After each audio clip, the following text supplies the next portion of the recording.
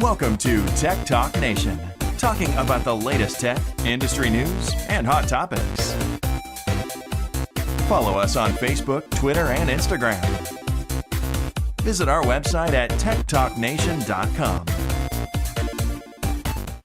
Good evening and welcome to Tech Talk Nation. I'm your host, Matt Fitzgerald, and we have a great show for you tonight. It is our Apple event extravaganza here on Tech Talk Nation today because Apple had an event today and it went really, really well and gave us some interesting things to talk about on the show. So, without further ado, I'm going to get into our main panel here. Today, we are once again joined by the lovely Matt Grislow and the lovely Ryan Eastman. Thank you guys so much for being here today. How are you? Doing well. Ready for a good pod today. There we go. There we go. I'm also indeed. doing well. You say tomato. I say they still haven't put fans in anything. Alrighty, we will get into that and more right after a quick little plug for our social media from Grislow. Thanks everyone for tuning in tonight, as well as for everyone that gets to watch this video or stream this after we air live. Don't forget to check us out on social media, on Facebook at Tech Talk Nation Show, on Instagram at Tech Talk Nation, and on Twitter at Tech Talk Nations. That's Tech Talk Nation with an S. We finally have content up there after a while, trying to figure out the format, just trying to get time. But we're starting to post stuff up there, so check that stuff out. It'll give you a little flavor of what's to come. So make sure you're following us there. And also make sure to turn on your post notifications on YouTube. Make sure you don't miss random shows in the week like this. As well as check us out on Spotify, Apple Podcasts, Stitcher, anywhere else you get your podcasts from to hear this later on after we are live. Without further ado, Fitz, Wonderful. Wonderful. Thank you, Grislow. Before we get into all of the juicy details from the Apple event today, we're going to go over a couple of quick updates from some of the other articles we've covered on the show in the past.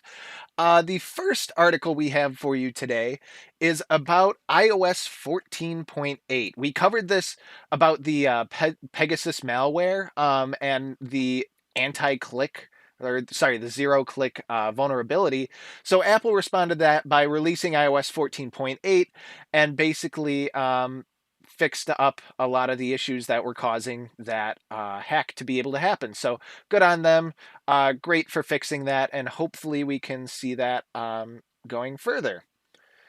In addition, I have another article here about an emergency patch. This one's a little over sensationalized. You do need to update as soon as you can, but it's not like absolutely essential because chances are hackers probably aren't targeting you unless you're a very high profile figure. Anyway, definitely consider updating as soon as possible. It's a relatively small update, I believe. It was like 200 or something megabytes. I had installed it on a couple devices, and so update your phones, update your iPads, update your watch. Make sure you have the latest version of the software. The other article that we have for you today is about the infamous Epic versus Apple trial, which came to a nail-biting conclusion at the end of last week, saying that Apple basically can no longer run a monopoly on in-app purchases within their App Store. And this is a major win for Epic, and kind of goes to show that the government's starting to see a little bit of the monopoly that Apple has developed for apps within their own ecosystem. And that was great and all, but guess what happened to Apple stock? They lost $85 billion as soon as the ruling came out in terms of stock valuation. Their stock was down at 3.23%, which added up to $85 billion worth of valuation, which is absolutely insane. So, before we go into any of the details about the event, do you guys have any last comments on any of these articles here? Ryan? I know we definitely talked about the zero click the other week. We were wondering if it was going to end up in a 4 release or in a 14 release rather, or 15. It looks like they decided to run a 14. Right. That's good on them too, because as we'll get into a little later, iOS 15 is coming out a little later, so Yeah. we'll see And about for a that. zero click, quicker is always better. Exactly. I just found it interesting personally how Apple was able to lose, like, just poof, gone based on one judge's ruling, $85 billion worth of value. Like, stocks are I mean, crazy. yeah. It's a substantial loss of revenue over a long period of time. I mean, it's not like they're gonna, start going in the red and start losing money or anything, but it is a hurt to their revenue streams. They will make less money. Right. Absolutely. Definitely. In the end though, and this is kind of the big picture, this is a big win for Epic and a big win for developers. Apple's had this walled garden that they control every aspect of and have been very monopolistic about, just in the sole kind of reason being it's their app store. And they had tried to claim that it was to keep people safe. They had tried to have all these claims that this is why I need the revenue and this and that. And obviously that they didn't pan out. An interesting finding, though, in the trial was that Apple was not found to be a monopoly, especially with the App Store.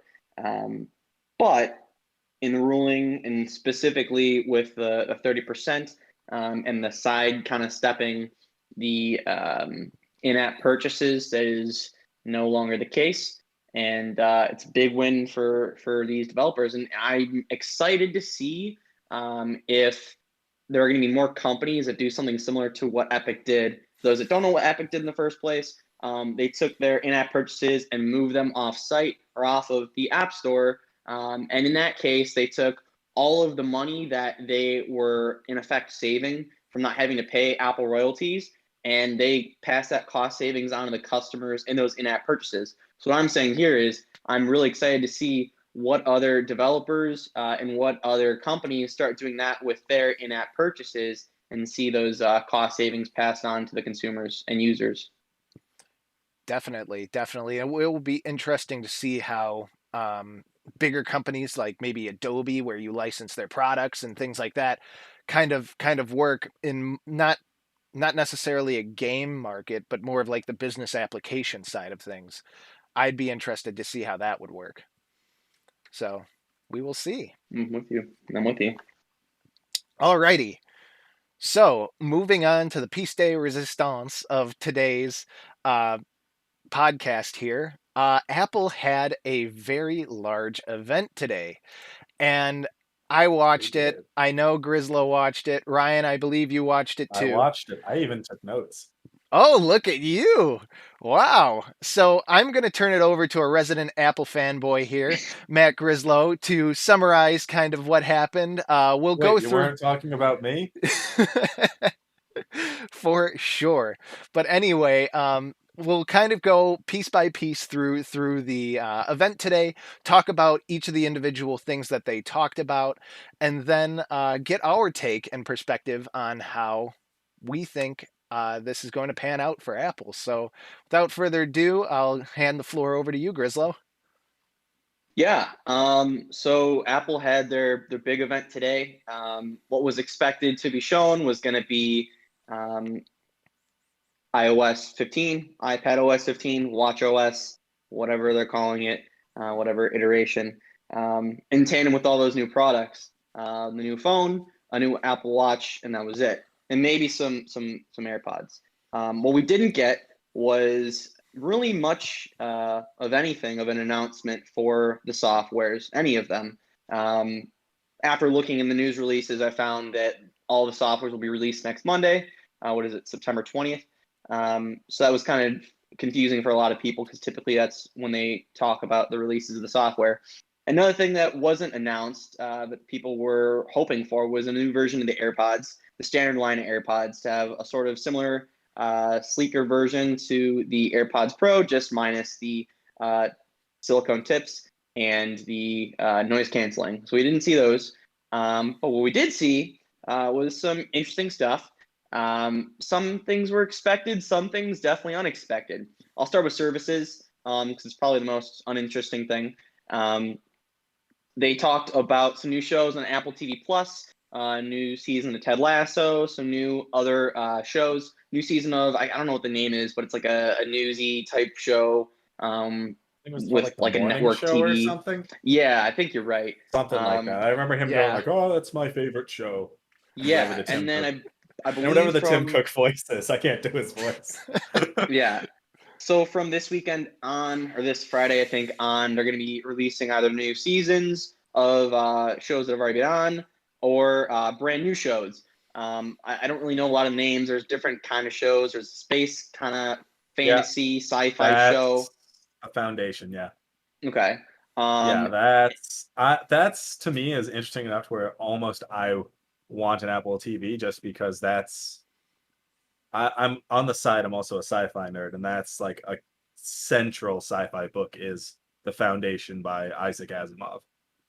yeah, Like it that's one looks of the really holy cool. grails.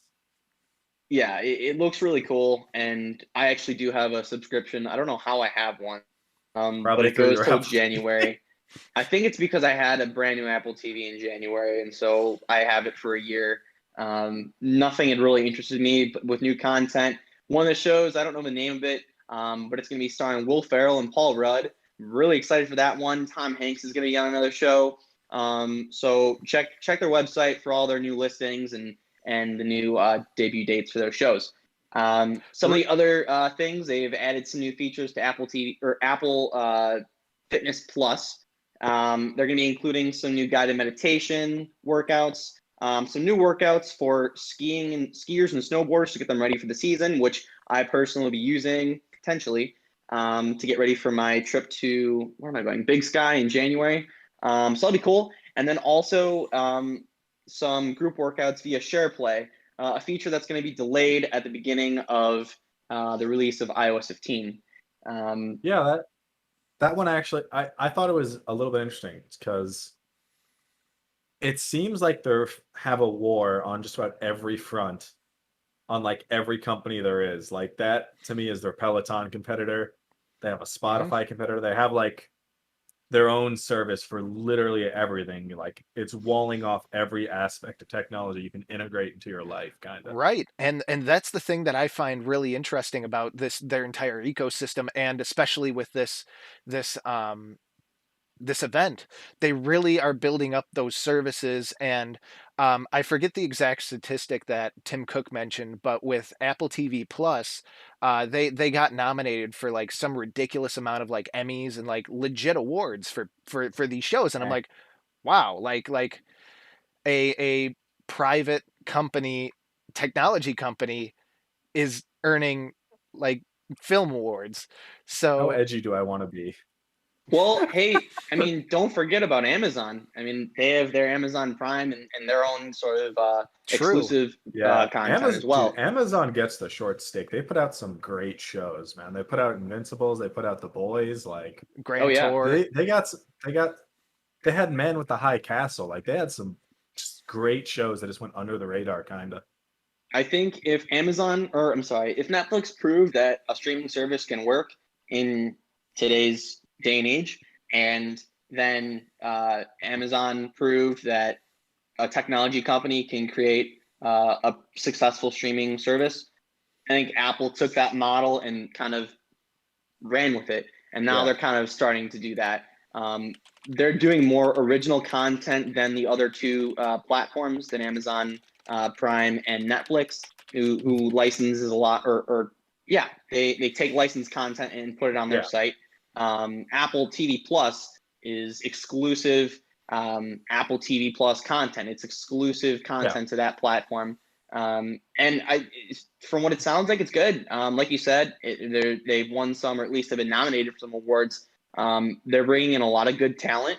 And I think that their first phase with that morning show, and then also with Ted Lasso, kind of proved that their service would work and this platform was viable. And so they've seen all these other talented actors and actresses. Like I said, Paul Rudd, Tom Hanks, Will Ferrell, probably my all-time favorite actor, doing a show. So I think it's pretty interesting. And to your point, Fitz, yeah. I don't know if you said this or if I saw this in a video.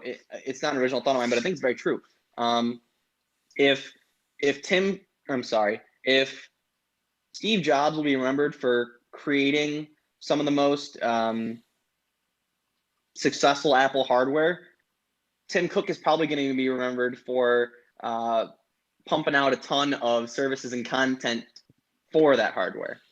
He's had a few different hardware releases under him. I think the biggest ones would be the Apple Watch, and then the different lines of AirPods, the different headphones, and then also the earbuds. But I think the services thing is probably going to be his big legacy, doing everything. The VPN service, the cloud service, the Fitness Plus service, TV, all of it. Right. And I feel like that's partially kind of just the way that society has been moving. You're seeing a paradigm shift from your own hardware to the service model where everything's moving towards a service and stuff like that. And I really think that I do have to applaud Tim Cook in this scenario for kind of foreseeing that. And while people could argue that he's just trying to copy other companies that are trying to do the same thing and just making a walled garden of Apple bigger, I think in terms of a business sense, he's done a very good job of getting people within the walled garden and to stay within the walled garden. So that's my 2 cents. Yeah, they definitely ramped up Apple TV's like production rate very quickly. It's like Netflix kind of realized it later in their life cycle that, oh, we need to make our own studio and produce our own content. Apple kind of very quickly, as soon as they started releasing their own basically streaming app, they very quickly realized, oh, we have to make our own content.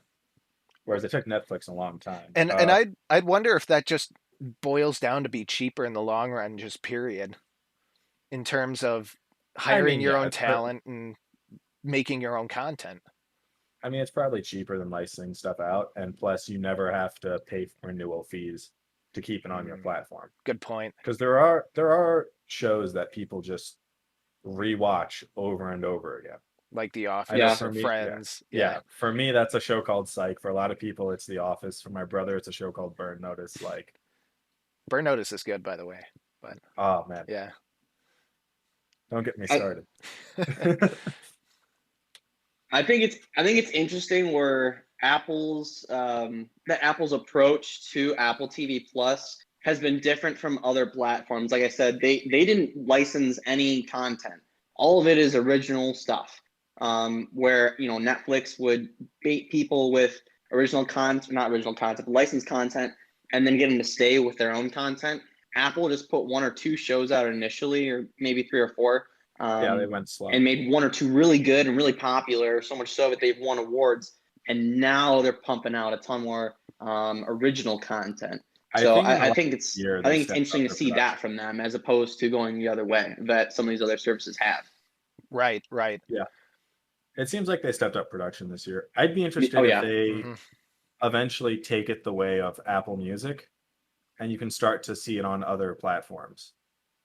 I'm hopeful that they do that. I can see it. Yeah, and maybe you can only stream 1080p on other hardware, and on their hardware you can stream 4K. Like, that's fine. I get that. I mean, following their services model, and not just that, but also this sort of new direction in iOS 15 with FaceTime being accessible to Android users, and it being them being more services oriented, as you said, Fitz. I don't see it as I see it as a possibility, and a very real possibility, that very soon, once they have this platform and very well established, they'll offer it to non-Apple users. Yeah, definitely. Is there an app for the iPhone already? Just out of curiosity. For Apple TV? What's that? Yeah, for the iPhone. Oh yeah, definitely. All right, just curious. I Yeah. don't have an iPhone, so But one thing I did want to touch too is you mentioned the production quality, and I have to commend whoever's producing these keynotes. It has to be some people who are heavily involved with Apple TV, but they did a phenomenal job of just the dynamic transitions. The entire theme of this event was around California and the scenery and everything around there. And they did like really good drone shots and like transitions, and like you move through walls and you go into the offices and stuff like that. I thought it was really good from a production standpoint of how they were doing that. So kudos to them. Oh yeah, no, they're definitely using their team to their advantage there. It would make sense, right?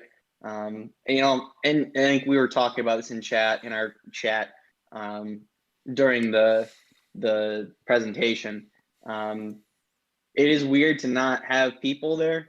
It's been 2 years since Apple's had a in-person event, but I think they still put on a very entertaining show, and it definitely captivates the people watching. It's very California, as you said.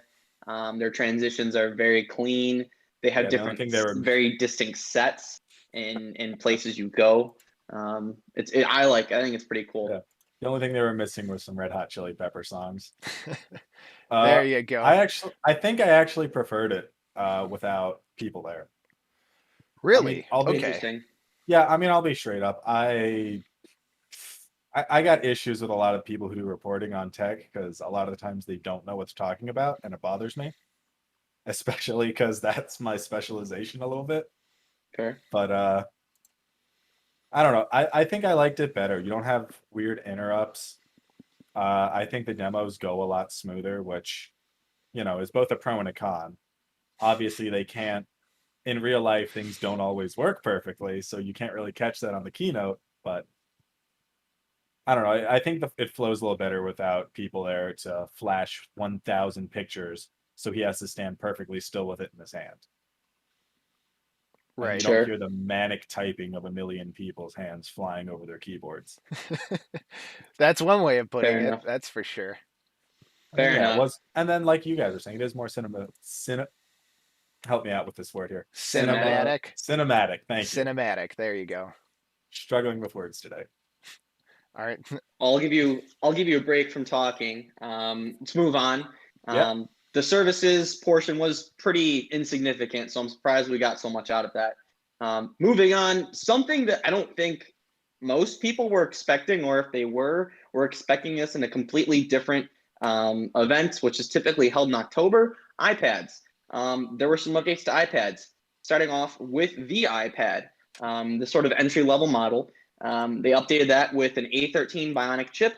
They put a 12 megapixel ultra-wide front camera with center stage in their technology. They added a True Tone display, which I thought was already on there, so that was a little shocking to me. They have an 8 megapixel on, yes. Yeah, exactly. There wasn't one already on the iPad. There was one, I think, on the Air, but not on the iPad. The 8 megapixel camera? No, the True Tone. Oh. Well, Is that what you were just talking about? Yeah. Yeah. You might be right. The 8 megapixel camera on the back, which to me was a little weird because they had a 12 megapixel camera on the front. And then they also just said that they're adding more support for accessories and Apple Pencil support. Then for the iPad mini, they unveiled a new A15 Bionic chip that would be in it, which would be powering the other phones that they'd be later revealing. It also is more stylized, the iPad Pro. So no home button, smaller bezels. It also has 5G support. It has an 8.3-inch screen because of those smaller bezels. A USB-C port, which is interesting, and I'd like to get your feedback in a second here on that, as well as the rest of these things. Some Touch ID in the power button, which we saw last October in the iPad Air. A 12 megapixel camera, ultra wide front camera with center stage technology again. and then 12 megapixel back camera, which was improved over the standard, or at least the bottom tier iPad, even though it's smaller. And then finally, accessories, more accessory support, Apple Pencil support, and stereo sound. Again, very similar to the iPad Pro. And the base model starts, or I'm sorry, Air. the mini starts at $499. The base model iPad starts at $329. Guys, I want to hear your notes and your feedback on this. I know I have my sort of takes, but I'd like to hear your opinions and thoughts. Yeah, My definitely. Yeah, sure. Go ahead. Do Go you want ahead. me to go or do you want me to go? My You first could go. takeaway was some mild annoyance at some of the claims. 6 times the speed of the best-selling Android tablet. I was having trouble pinning down what the best-selling Android tablet is. I'm relatively sure it is one of the Amazon tablets, Oh, really? which are not powerful. Oh, I could see that. Yeah, like one of the little Yeah. tiny Kindle Fire ones. One of their Fire HTs, I think, is the best selling, which isn't a good comparison to the iPad. A better comparison would be like, say, a Samsung Tab S6. I think would probably be a better comparison. Yeah, definitely. The Mini definitely seems like a Mini Air. It has a lot in common, I think, with the Air, a lot of the features. I think the 12 megapixel front camera and the 8 megapixel back camera, I like. Because first off, I like it discouraging people taking pictures with their iPads, because that's just wrong. The only thing you should be doing with the rear camera on an iPad is like scanning documents for the most part. Yeah, I mean, The better, yeah, especially in the age of like what we're doing right now, so like zooms, all that kind of crap. It makes sense to really push a better front camera. Like, I don't know if it's 1080 now or if it's just HD. I don't know if they were very clear what they're switching it to. I'm not sure. I'm not sure. Yeah. Yeah, I was driving. I was driving when they announced that one, so I couldn't really look at infographics or anything. I think it's just But, their like HD camera, like something Yeah. like that. So Well, keep in mind, for the longest time, they had a 720p FaceTime camera on the Max. So if that makes you I feel know, any that better. still bothers me. they still do. No, it absolutely does. And I think they just did update that, or at least on the iMac. Yeah, maybe on the Pro. I don't know. Yeah. Maybe on the what is it? Just the MacBook Pro now? Yep. M1 MacBook Pro, whatever that is. I think that's Well, they have a few. 1080, and I think the iPad Pro also has one. An I'm not M1? sure. Yeah. Well, yeah, the M1 MacBook Pro, and then No. also I mean a the 1080 MacBook Air. camera. I I think. think they've updated them. I think they Yeah. have. I'd like to say they have. Yeah, I like that. A better front camera is really good right now. I agree. The new iPad looks dirt cheap, which is, I mean, that's pretty great. Honestly, and the other thing I wanted to point out too was the Touch ID. Yes. They have Touch ID on the like power button, which I thought was super cool, and I really wish they put that in other things, but Yeah, I mean, they took that straight from the iPad Air last October, which was Like unveiled their a month iPhones. after the iPhone last year. We'll talk about the iPhones in a bit. Hold your horses. I do think it was interesting that they have a touch.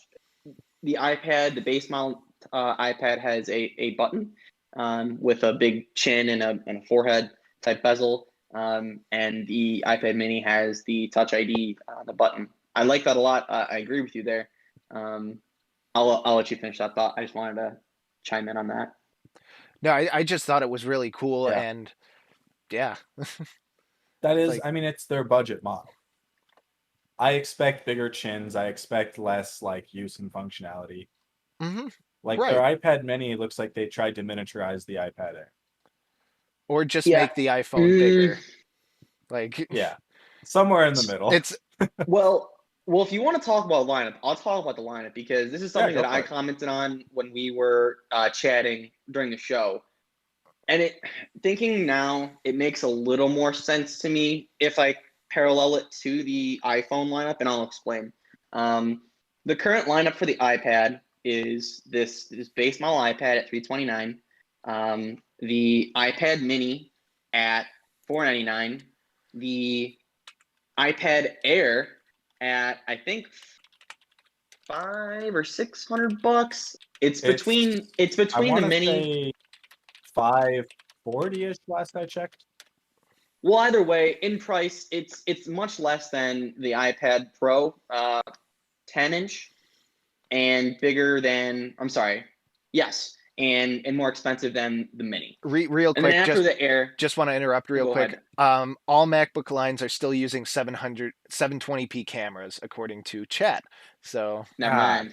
Wait, hold on. MacBook, like the laptops, not the Macs, right? Like the iMacs. I'm pretty sure they just updated that. the iMac, I don't. Oh yeah, the iMac does have a camera. Let me check. I'll do some research. Yeah. Continue your thought, and we'll get back to that. Basically, my point is, to me, it doesn't really make sense to have so many models, or at least earlier when I was talking to Fitz in chat about this, I just thought, well, it's kind of odd. They have this kind of cheapo base, like really, really cheap iPad. Then they have this nicer but smaller iPad, which to me is much more reminiscent of, yes, I think you're right, Ryan, either a smaller iPad Air or an iPad Pro. Above it, they have the iPad Air, and then above that, they have the two-sized Pros, one of which I'm using here. I think this is the 10-inch or the 11-inch. I don't understand, or at least earlier, I didn't quite understand how this really cheapo tier iPad model fit into the lineup. But as we were talking right now, I thought about it more in the context of the iPhone lineup, and it made a little more sense. The iPhone lineup is as follows. You have the top of the line, the Pro models. Then you have the standard line, just iPhone. Then you also have the Mini, two sizes of that standard model. I guess I would say two sizes of the Pro. And then below those two, you have the SE. I didn't really realize I could draw so many parallels, but after us talking about the iPads here for a sec on the show, I started realizing maybe the SE in the iPad line is supposed to sort of fill the same need as the base model iPad is in the iPad line.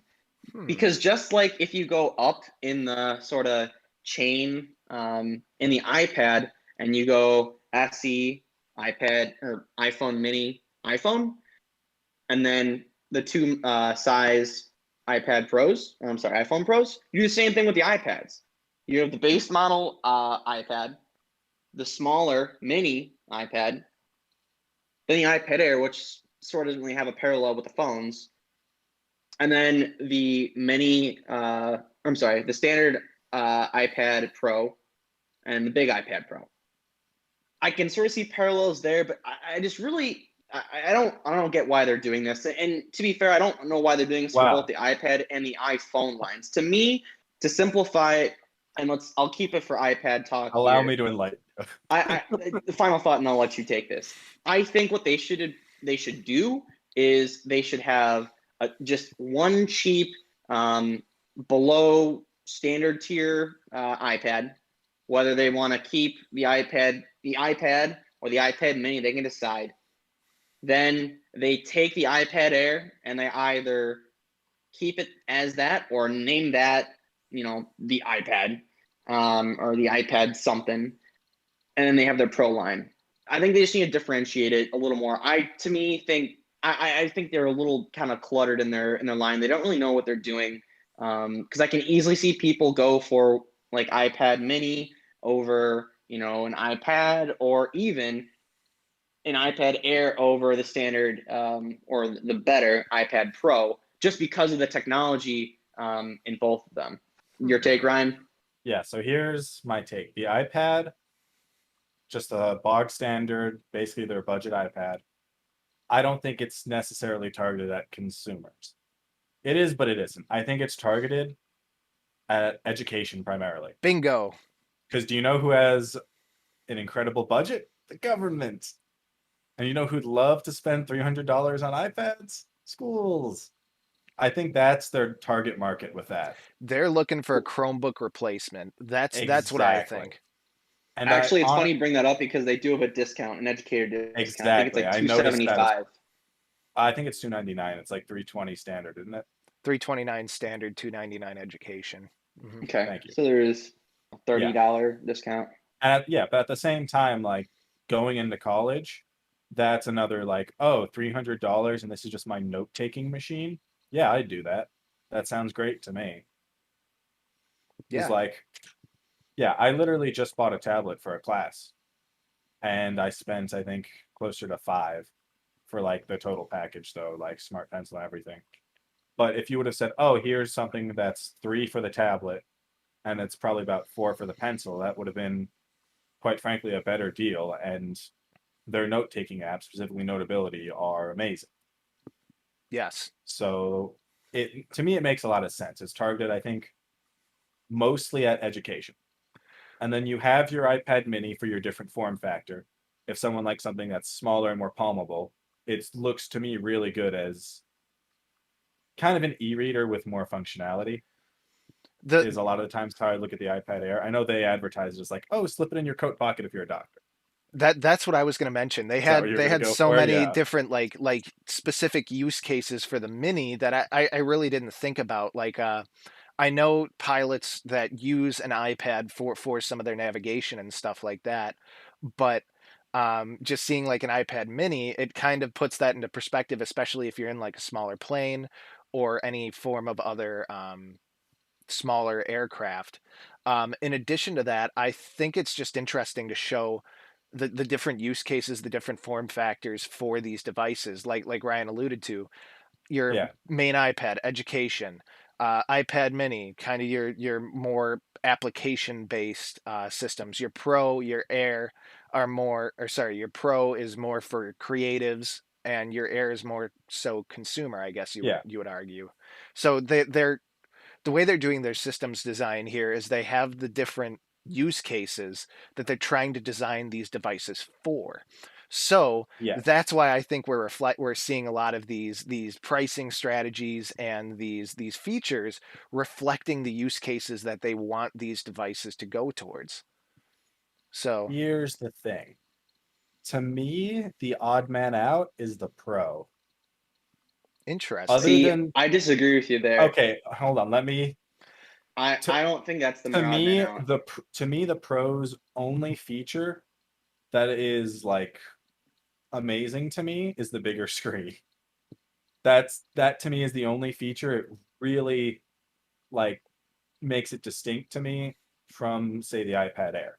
Because the iPad Air looks to me extremely capable. It still integrates with the pen perfectly. It has a lot of the things that make the iPad Pro what it is. It just doesn't have the M1 chip, but the M1 chip hasn't been optimized for iPad OS properly yet. So it's not so the iPad Pro isn't even making use of that great yet. And maybe that'll change in the future, but right now to me the odd man is the Pro. Well, if we want to get into semantics, I also Go believe, for it. and you can correct me if I'm wrong, the iPad, the Pro line is the only line that has ProMotion, the 120 hertz True. display, which is a big thing for people. When I was looking at iPads in January or February, I was between the 11-inch iPad Pro, which is what I ended up getting, and the iPad Air. And the two things that The pushed wall's me in got this direction would be that 120 hertz display. And there was something else I can't remember. It wasn't the processor because at the time they didn't have this. Yeah. Quite literally 3 months later, they came out with a brand new iPad, but I wasn't going to wait, and I didn't know that they were going to release it anyway. Oh yeah. Mhm. But I mean, as a counterpoint, I would say this. I don't really like the pro line makes sense, and I will say this too. And I've said this to Fitz a few times too, just in random phone calls and conversations. I actually think the iPad Pro is heavily underutilized.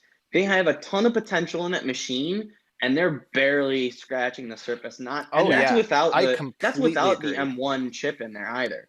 Add that in, and I mean, this thing really is a pro level machine, and it's not even close to being maxed out in its performance.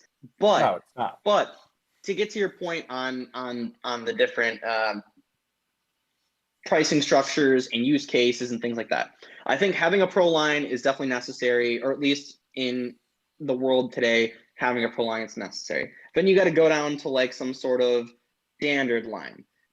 That's where the majority of users are going to buy. And then you have like a cheapo sort of or smaller form factor. That's where I think the iPad mini fits really, really well. So I think that you have that both ends locked in right there. You've got your pro line, then your mini line. To me, the gray area is having an iPad Air and the standard iPad. I think one of them has to go, and I think you have to pick and choose, especially if you pick iPad mini as the end. Because I think because they're all kind of the same form factor too. The only difference really between form factors is screen size.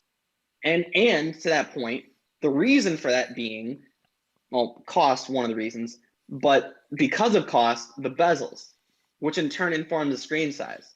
Yeah. So if you got rid of the bezels on that standard screen iPad with the Touch ID button, mind you, the only Apple device now, minus the iPhone SE, to have a Touch ID button. If you got rid of those bezels, it would be right in line with the iPad Air. And at that point, the iPad Air went out because in features. And then you'd have, again, three lines. Yes. I think that makes more sense. And you have the different sizes. Maybe you do a cheaper version of the iPhone or the iPad mini and do it that way. To me, I just don't understand why they have these sort of similar but different models. So but I digress. So I'm gonna just include some of the chat real quick. The chat, Yeah, go for it. one of our viewers says the iPad would be a much more viable option if the iPad Pro ran Mac OS, considering its price. Then it would combine the performance and functionality of Mac OS with the camera touchscreen of the iPad. And in addition to that, another viewer said with the new M1 chip. So I agree with that. Right. I believe that we should in the use case that they're trying to go for, I understand why they want to have a more mobile operating system just because of the sketchbooks and some of those apps that are very similar to that. But I feel like you can have so much more potential with it running a Mac OS, even if it's like what Windows kind of bastardized a long time ago with like Windows Portable. Even if it's a watered down version of that, I feel like it would still be more useful given the use case. Yes, but see, the thing is, there's absolutely no touch optimizations built into Mac OS. That's a very good point. What might be better is more of a I don't know if you guys are familiar with Samsung Dex at all. That's their solution to this on their tablets. Or wait, yes, that's the big blocky buttons, right? Yeah. No, it looks like Windows or a KDE for the Linux people. So just me. It looks more like a Windows background. For sure. Okay. Yeah. So all right. Yeah. Here's my thing though, right? You say ProMotion is like one of the big features. The problem is with that, a little bit anyway, is the iPad Air has two competitors mostly, I think. And that's the Samsung Tab S7 and the Samsung Tab S7 Plus. I have the S7. This is the cheaper version, and it has a 120 hertz screen. The S7 Plus is bigger, has a 120 hertz screen, and also has an OLED screen. So that only works in the context of Apple's basically walled garden, which in all fairness, that's how they operate in a lot of things. I believe the new iPad Pros do have OLED screens. And at that point, you're saying that the Samsung tabs then only compete with the Pro model. I'm saying they undercut those horribly. I think they do better just upgrading the screen in the iPad Air. I just don't see a place right now for the Pro. The features it adds, like a lot of the big things that it's trying to change, don't do anything yet. To me, what you're saying, though, is that only two tablets that Samsung has only compete with the top-of-the-line iPads, which directly compete with them because they both have 120 hertz. Not only do they have the M1 chip, they also have OLED displays. This is cheaper than the iPad Air, better screen. So you're basically saying that yes, they compete with them, but they're cheaper. This one is Fair. cheaper. The Tab S7 Pro is more expensive. Interesting. I'd rather they have put more effort into the iPad Air because their direct competition there in that price range has that better screen. The problem is if they put much more into the iPad Air, they cannibalize the sales of the iPad Pro because effectively, Exactly. and this is kind of what my argument And this is has the been. problem. Well, no, this is, and you're basically feeding into my point I've been trying to make No, here. I'm making I a think the iPad counterpoint. Air it doesn't really I'm have a place saying- because if it gets better, it's the iPad Pro, and if it's any worse, it's the next thing after. No, that. the problem is the iPad Pro doesn't have that pro niche that it needs because it's not yet utilizing the M1 properly. If you could replace your laptop with that iPad Pro and run Final Cut on the iPad Pro, if you could run Adobe on the iPad Pro better or just as well as on your laptop, that thing would hands down have its own place. But because none of that can be done yet, and because you can't actually like functionally replace your laptop with that for those kind of pro purposes, I feel like it's kind of left without a home. Yeah, and this is kind of where this is something I And did want to yeah, mention in too. the future, they might fix that, and this might age terribly. Yeah, no, But for now, I'll say this. I mean, so for the longest time, Apple had said we are not going to make a touchscreen Mac, and we're also not going to make any sort of competitor to like the Surface, Microsoft Surface line. Those kind of, I don't know what you'd call them. I mean, they're just more capable tablets. They have a full operating system on them, like a sort of Windows, and they run very well. And they work very well. They have all kinds of ports. You can click in, mice and keyboards. They even have their own line of covers and things that act as keyboards, which Apple's sort of done. But I think what Apple's gotten to now is they're like 2 steps below them really competing with that Surface with the iPad. And I say that because of the I/O connectivity, it's just not really there. And then also, the OS. Yeah. To that point, though, they did make a split in the OS on the iPad. Let's say 2 or 3 years ago. Used to be iOS. to address these problems. Used to be iOS. Right. Now it's their iPad OS, and they're trying to address that, and it's Yeah. slowly happening. And it's frustrating to me that it's so slow, and all the features that they're trying to come out with are coming out very slowly. But you do see that happening. So I do think it's eventually going to get to that point. It's just not there now. And yes, it's frustrating. Yeah. It's annoying, but it's going to get to that point. And when it does get to that point, the iPad Air will have or not the iPad Air, the iPad Pro will have its special place. And I think the iPad Air might still have its own special place too, because I don't know what percentage of people I'd say can do this, but I think a lot of people can replace their laptop with a tablet. Because a lot of people, what do? They write text documents, they might do some spreadsheets, check their email, browse the web. That's all of what most people do on their computers. Take some notes as well. Work with PDFs. So you can do that. That sounds completely viable to me on an iPad for the most part. Especially with a keyboard connected to it. Like, that sounds completely viable. True. Yeah. So I would say like a good chunk of people can do that. Yeah. Yeah, definitely. We're getting off topic a little bit, going a while away from what's being unveiled today. That's talking about the product line a little bit. One of the things to the watch. Well, before we move on to the watch, one of the things I did want to ask you guys was going to be about the USB-C port. They put a USB-C port in the iPad Mini. I believe that's now in line with the iPad Air and now with the iPad Pros. Talking about more connectivity, talking about being more competitive and more in line with what else is out there. I think it makes perfect sense, and I want to see that port put in more than just the iPad. Amen to that. I completely agree.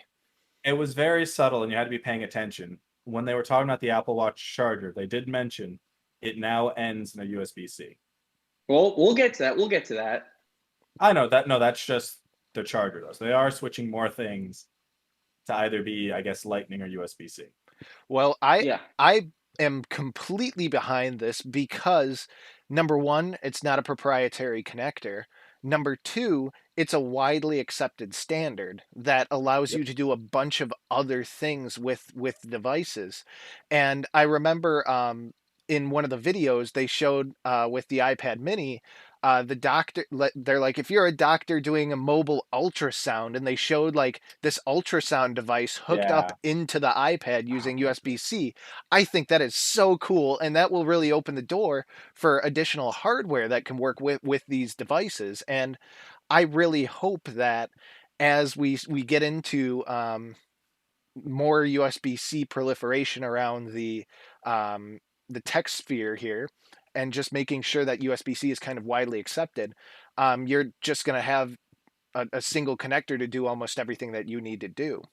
And another thing that I wanted to point out, which I find kind of funny, is when the iPad first launched, I remember having a conversation with my mom, and I said, "Oh, this is pointless. It doesn't even have a USB port. Like, what can you do on this? There's no USB port." And now the USB port is coming back, so I'm very happy about that. It gives me a little bit more of a reason to want to get an iPad. So there's my 2 cents. Yeah. I remember my dad got the first iPad. He still has it. It's really funny to see the evolution of that over time. It was also, I believe, the last product, the new product that Steve Jobs unveiled, um, which is interesting to see. But yeah, the evolution is really cool to see over time. And yes, USB-C, it just makes sense. In the iPad Pros, they have it in the Macs. It's everywhere. It is a non-proprietary connector, and you can do a heck of a lot more with it than you can with a with a lightning cable. Right. Yeah. And let's be honest with ourselves. They're not going to put a USB-C on the iPhone. They're just going to stop putting lightning cables on it. So you're going to have to connect over to MagSafe. I mean, I I'm not going to say I you're find wrong. I find that more likely than them putting a USB-C on an iPhone. You know, I'll put it like this. For the longest time, no one believed that Apple would ever put anything but a lightning connector or port in any of their devices. But slowly and surely, they're putting USB-C in a lot of their stuff. But they've I'm also I'm been hopeful moving they'll put it in towards more, and I'm hopeful eventually they'll get the iPhone. I think it'll take a longer time, but I think they will. I don't really know. The only reason I can see them doing that is for charging, but they're pushing MagSafe so hard, Yeah. and they're trying to improve it. So I'm not even sure. I think you're right. Yeah. I don't think I it's didn't possible that mean they that. won't put it in the iPhone, and it won't even need to at that point because they'll already Yeah. have that MagSafe charger. I didn't mean that sarcastically at all. I meant that dead seriously. I think what they might do before that is just go without a port. Hmm. So that makes their waterproofing easier as well. And then it's just MagSafe. And the MagSafe will probably end in USB-C because that's what they're doing right now with the Apple Watch charger. Is that now ends in a USB-C cable. Well, while we're talking about magnetic charging and MagSafe, one thing that they didn't put in the iPads last year, they didn't put in the iPads at the beginning of the year, was MagSafe. And that's something that people were kind of hoping for, and that it didn't end up in any of these iPads. You guys surprised about that? You disappointed about that? Does it make sense to not have MagSafe on it? What are your takes? I haven't quite figured out what the use of MagSafe is other than wireless charging. I'm kind of in the same boat. The only other thing that I see MagSafe and stuff like that used for is wallets or things that will literally be attached to your device at all times to and Battery in banks too, yeah. right, and in a way, what use case would that have in an iPad? How Yeah. would somebody use that? Are you gonna slap like a 2 pound battery onto the back of your iPad? Like I don't know. Well, I guess you could take the extra battery off your iPhone and put it on an iPad if you're running low as well. That would actually be pretty interesting. But, Actually, that's a good point. I'll mention that later. But the reverse wireless charging was something they did not include this year, which I was definitely disappointed by. I forgot where reverse wireless charging existed, to be honest. We'll put that in the back burner because the really topic for the iPhone. No, I was just gonna Alrighty. say you have a much bigger battery in an iPad, obviously, just because you have more space to put it in. So you probably want that wired charger because it's just more efficient than wireless charging, period. Yeah, For now. I think right now MagSafe charges. I don't know how fast MagSafe charges, but I don't believe it charges any faster than even just the standard 18 Yeah. watt charger that's put in the iPad boxes. So My to put guess would be MagSafe on it right now in its current state might not make sense. yeah. I think what would make sense though would be to be able to wirelessly charge the iPads, because in turn that would help with their ecosystem, and then you can say, hey, look how you can, and in a future, update software, hardware, say, hey, not only can you charge your iPads on wirelessly, you can also reverse wireless charge iPads, and you can reverse wireless charge your phone with your iPad, or potentially your watch, which I think Or you is a can just really good. It's a really, really good feature to have, and that's my segue into talking about the watches. I We could have just talked imagine. way Hold too on. long on the iPads. Can we just put a quick mental picture of just someone sticking their phone to the back of their iPad to charge it? Well, no. It's not. It's not sticking. It's not sticking there. I I'm know. not saying magnetically. Oh, I I'm just saying know. physically put it. I guess it would make sense I'm magnetically. just throwing that out there because it makes me chuckle a little bit. Sure. Well, with that, let's move on to the Apple Watch. So Apple released the Apple Watch Series 7.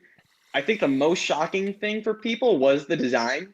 A lot of people were thinking that it was going to be more in line with the iPads, the phones, the Macs, the more boxy, slender designs we're seeing, and that just sort of design language that's carried over even up to the Macs. That did not happen. I was very surprised.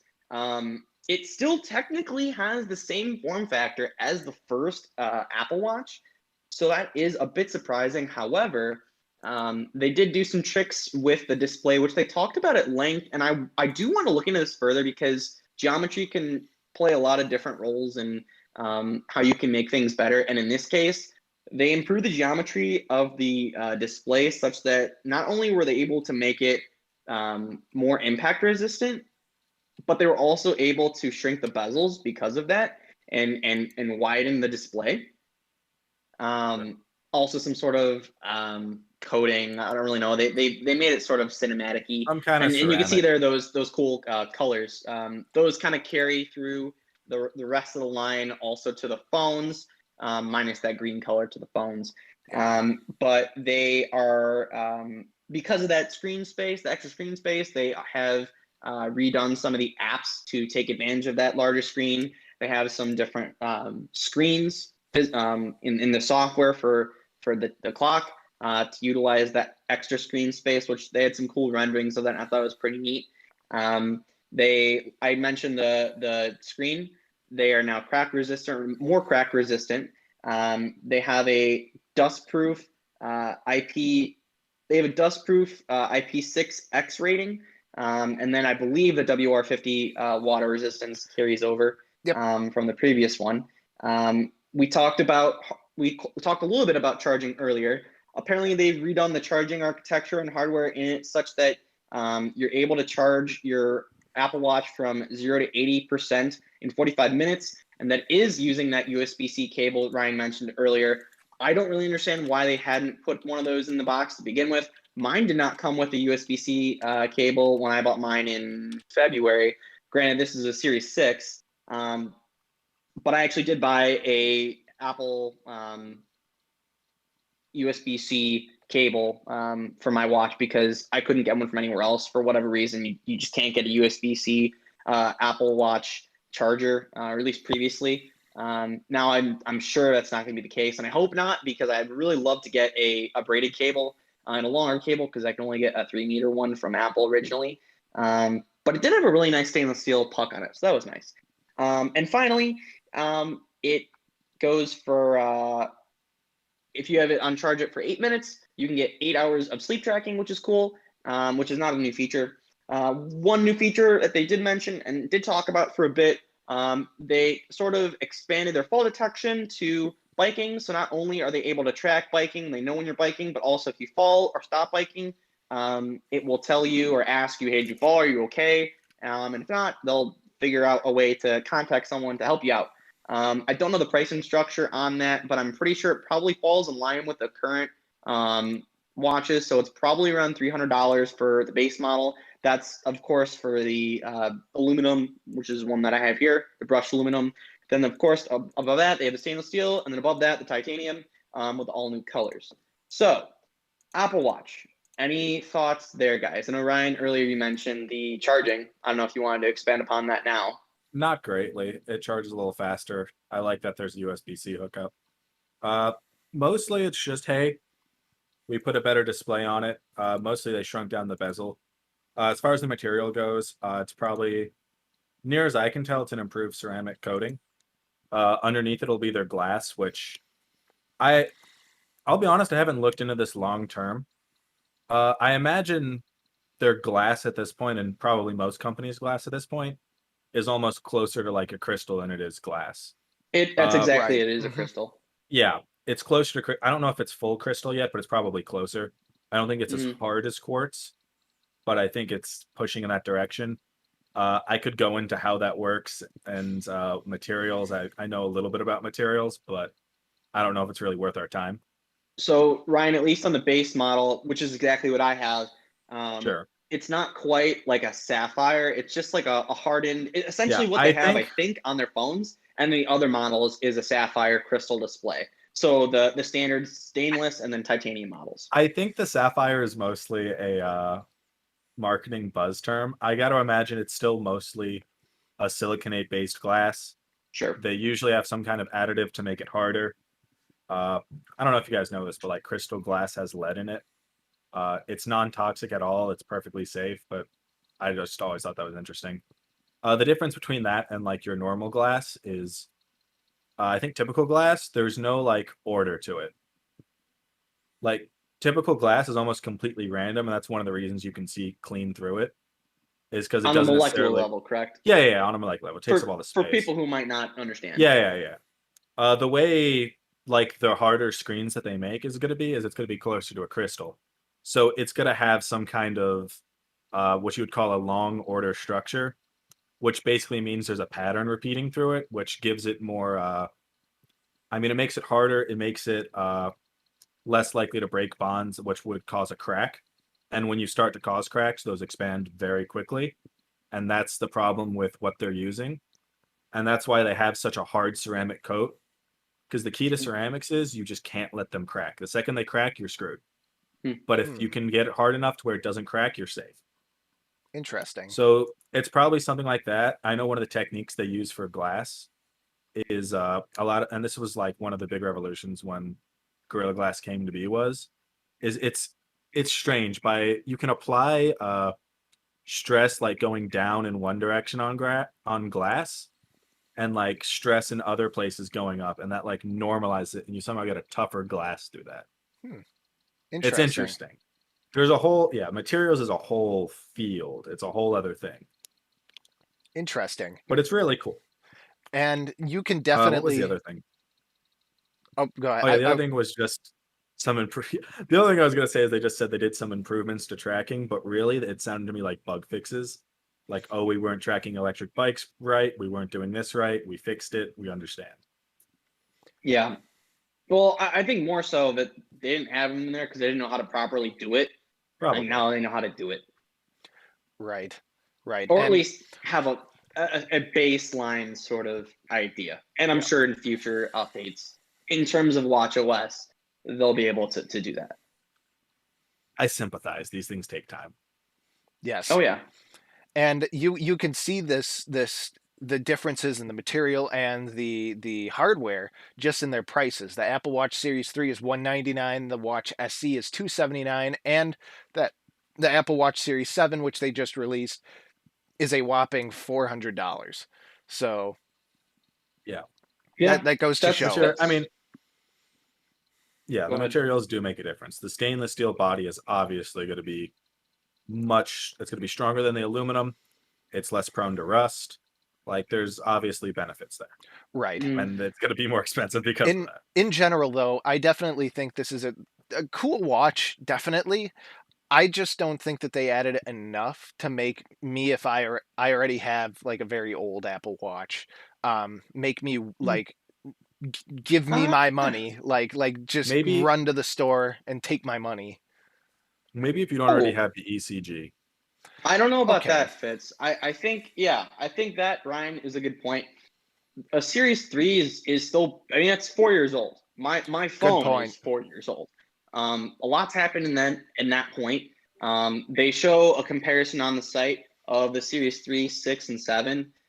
Not just to show that things have happened over time and changed, but also to show things like the screen's gotten bigger over time. They've actually accommodated the screen to the body. So before it was just this rectangular little screen in this sea of black, and now they've almost utilized the entire front fascia of the True. watch.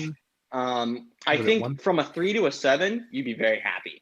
From a Hmm. 6 to a 7, like me, probably not. In fact, I would actually say this: if you're looking to upgrade your Apple Watch and you want to go for a newer Apple Watch, and let's say you have a 3 or something older than that, I would actually start looking at the SE first. Hmm. The only really big difference that it doesn't have over the Series 7 would be the always on display, which came out in the Series 6, which is one of the reasons why I went with this over the SE, as well as that bigger display. And that's it. That Yeah. really is it. It didn't seem like they upgraded the processor and everything. And to your point about sensors, we had talked about this on a recent show. I can't remember what sensor it was. It was it hydration? It was hydration. And there Oh, was we some Ah, talk talked of, about that. That yeah, was on the and there Samsung was watch. some talk about Apple including something like that soon in an Apple Watch. Something like that obviously did not happen this year. So the newest sensor that they have on there is the one from this past year. Yeah. The one with the blood oxygen level. So that Oh, is that that the means new that one that this big year? new sensor is the mhm. same one that's on that SE. When did they So add the ECG then? I thought, year prior, I believe, yeah, or that maybe the was Five? same one. behind Was that it, maybe I the think. 5? It was I either don't that know. year or year prior. Okay. Either Regardless. way, point being, if you are in the market for an Apple Watch, and I would actually push it to maybe 4. If you have a Series 4 or older, absolutely look to get an upgrade. Go for it. Go for the Series 7. I guess they're not really looking to sell the Series 6 anyway. But if you have maybe a 5 or 6, especially a 6, I would definitely not upgrade. A 5, I would say maybe not.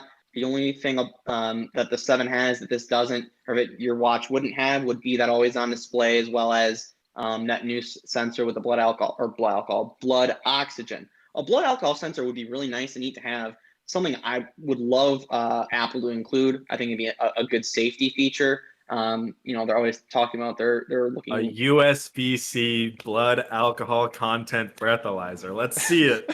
Well, no. There They we would have a go. sensor. They'd have a sensor baked into it. It'd be in there. I don't know if But you can do that through Yeah, that. I don't know if you can. well, that's what I was talking about the sensors, and that's something I think that they can work up to. Right. But in terms of upgrading, I think that would be the route to go. Maybe if you have one at like a 5, maybe you could look at like an SE. Not only because it's a step below the 7, but it's cheaper. It's a heck of a lot cheaper. But that would be my sort of pitch to anyone looking at a new Apple Watch. Any final thoughts on the watch? Yeah, my last bit to say is I sympathize. I think they're right to not try and do that hydration sensor. They're just I have one, I have a smart scale. It just doesn't work that well. It gives you the vaguest of vague ideas, but you can never really trust it, to be honest. It can fluctuate by massive amounts, like especially with a body fat content thing. You can literally see a like 8% difference day to day, Hmm. which is insane. Hmm. In body fat percentage, not in Oh weight, wow. Yeah, that's percentage. different. So like let's say I don't know what average weight is. I'm gonna call it like 180 or something like that. That might even be high. Let's just say like an average person weighs 180. 8% of that is like all that. What is that? That's let's say 200 just to make it easy. That's 16 pounds. I don't feel like doing mental Well, math 10% would right be now. 18. So, well, Yeah, 1% would be 1.8 pounds. So 8% is 1.8 sure. pounds times 8. I'm Yeah, not yeah. going to try and But do the math. It's probably, that's I don't even know. yeah, it's a substantial difference in like pounds of fat. Like I think they were right not to push it out because I don't think that technology exists properly.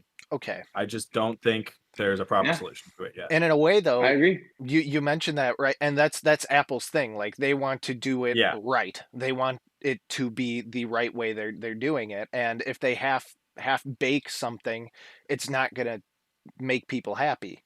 So Yeah. that's why we see a longer time to market with some of this Apple stuff. We've mentioned this in the past where they want it to be perfect. They want it to work, Oh and they yeah. want the technology to be mature. Um, Mhm. And we'll because talk a little about that when it comes to the iPhone because there's some HTC stuff I need to bring up. Sure. alrighty. Well, if you're ready, let's talk about it. So, the last bit of the presentation today was for iPhones. This was supposed to be and was highly anticipated to be the iPhone event, and exactly what it was. They unveiled the iPhone 13 and iPhone 13 Pro. So everything that I'm going to talk about on the 13, or about everything, everything here is on the Pro. So anything that here just kind of trickles down to that. Well, I guess anything from the Pro trickles down. Anyway, so on the 13, and a lot of these things too are more software than they are hardware. They do have some hardware things, but and this is a point I want to get into later in our discussion. But I think some of the word trickery they use is a little deceptive, especially when you look into the differences in last year's model to this year's model. And again, we'll get into that later. But going over some of the highlights, they have this new sort of software, this cinematic mode. It's this sort of new sort of video mode. It's definitely something you would see in movies where it changes, the camera changes focus based on what it's looking at. It's a pretty cool feature. I don't know if you can get a GIF of it or you can find a video of it fits. Yeah, let me see. I should be able That was to. Sure. actually, I think, the one thing that I found really interesting about it. So then they also, and this is something that actually wasn't talked about at all, which I was a little surprised by. They did shrink the notch. They took the earpiece, they put it up into the bezel, and they shrunk the notch. However, looking at the 12 and 13 side by side, while the notch does look it shrunk this way, it does look like it got a little fatter this way, ever so slightly, to accommodate for the earpiece there. So to me, that means that Apple is trying to make an honest effort to shrink the notch or get away from it. My guess is eventually they're either going to put that all those sensors under the display, or bite the bullet, which I know they really don't want to do, and do a pinhole display. But if they're already committing to this notch, I don't see why they wouldn't try and do an evolutionary sort of pinhole, because Apple's not really someone that goes from 0 to 100 really quick. They go slow incremental changes to get to their eventual point. They didn't go from the iPhone, let's say 6 to 10. It took them a long time to get to that point, to go from big chin and forehead, and Touch ID sensor, to damn near a full display with that notch. So in that same sense, I think it's going to take a little bit more time to either get to the pinhole design or no or a full display. Some other highlights: they have some new photographic styles. This is sort of like a glorified filter sort of setting on your iPhone. Yeah. So when you're taking a picture, you can adjust the settings to change the color temperature, to make things warmer, more saturated, whatever. And then you could terms of save that for like certain styles and like certain photographers, which I found really interesting, just for certain like styles and your own photography. Yeah. They also included the A15 Bionic, something that they had already introduced earlier with the iPad Mini that they are putting in the new iPhones this year. Finally, they have some sensor shift image stabilization technology that came from the iPhone Pros from last year that have now trickled down to the iPhone 13 line this year. And you get 1.5 to 2.5 hours more battery life, depending on which size iPhone you have, either the mini or the standard. Now with the Pro, again, it has all those other features, except the sensor stabilization was already something that was included in last year's model. New this year are some new cameras, the telephoto, ultra wide, and wide lens. It does look like not only is the camera bump bigger, but the actual camera module or the protrusion for each lens is thicker, which leads me, which really hopes. Boy, I'm mincing my words here. I don't understand. I know why they're doing it. I know why they want these bigger camera modules and sensors. I do hope in the future they'll just flush that out and make a bigger battery, because that is something that it seems like they're more paying attention to, battery life of these phones. And with more, power intensive chips, ultimately they're more power intensive, right? Yes, they're more efficient, but they are more power intensive than the last generation or from 5 generations ago. So with that, hopefully they'll bake in bigger batteries. Something that they were pushing on these new iPhone Pros, which is really cool, I thought, was this macro photography, which is able to get up to 2 centimeter sized images blown up in a full picture. I don't know if it was the telephoto. I don't know which lens I think it was, the telephoto lens. But I thought that was really neat. I don't know if you can pull up some pictures of that. It has now, every sensor has night mode, which is something that I think it should have, the iPhone Pros should have had in the first place. Didn't really make sense to me to have night mode on one of the sensors than having it on all the sensors, but I digress. Yeah, well, they have to optimize it for each sensor, though, is the thing. Yeah, they have a new ProRes recording. You can now have up to 1 terabyte of storage.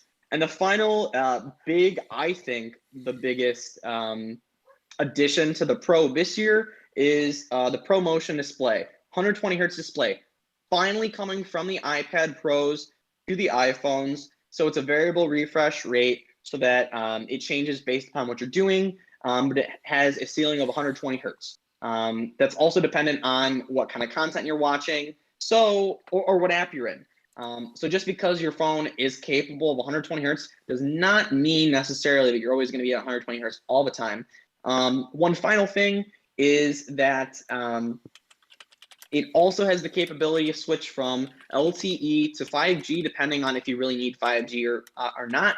To me, I think you would always need 5G. Like, if you can always have it, why wouldn't you? But I digress. And then one thing, a feature I mentioned earlier that I definitely believe they left on the cutting room floor, which I really wish they would have done, not just to charge other iPhones, but also Apple Watches and AirPods, would be the reverse wireless charging. It's a feature they did not add, and I wish they would have added it. With that rounds out the iPhone part of the and the final part of the announcement. Help me to out. to me, I don't really think there were a ton of big improvements this year.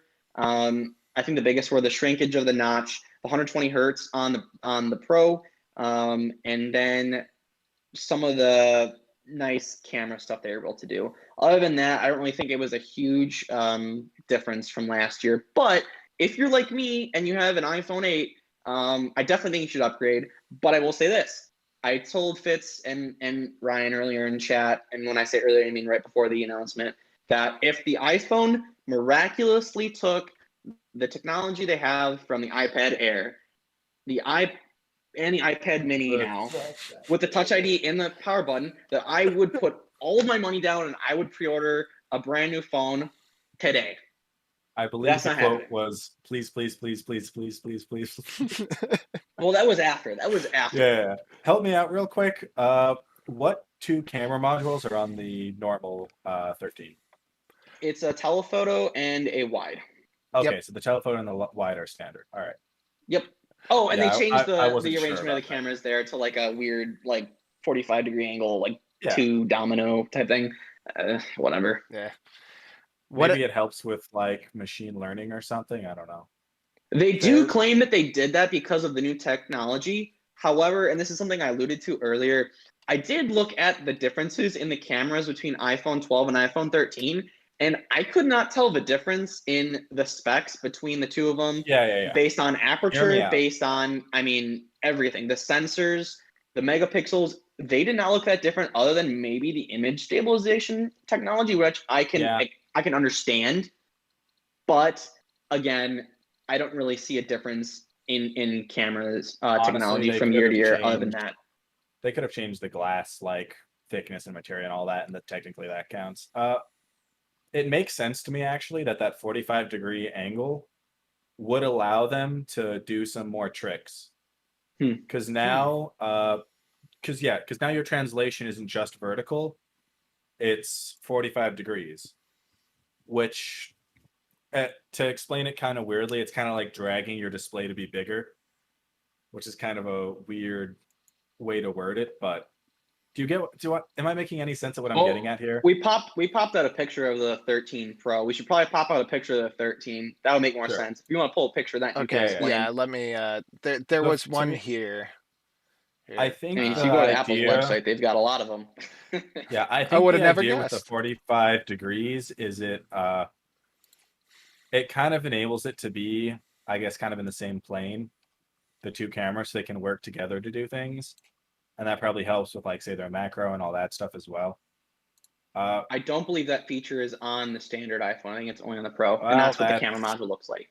That's even Yeah. lamer than I originally thought then, because macro has been on so many phones before this, and the fact that they're just adding it now and it's only on the Pro is sorely disappointing then.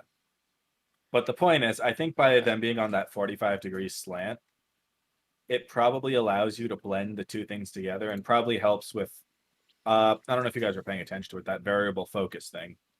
That it's enabled on a couple things. That might only be a Pro feature as well. It wouldn't surprise me if it is. But it lets you change focus after the fact. That was, I think you're going to say that feature is impressive. The first time that feature was added, I believe, I want to say it was in the HTC 2, which is their follow-up to the HTC 1.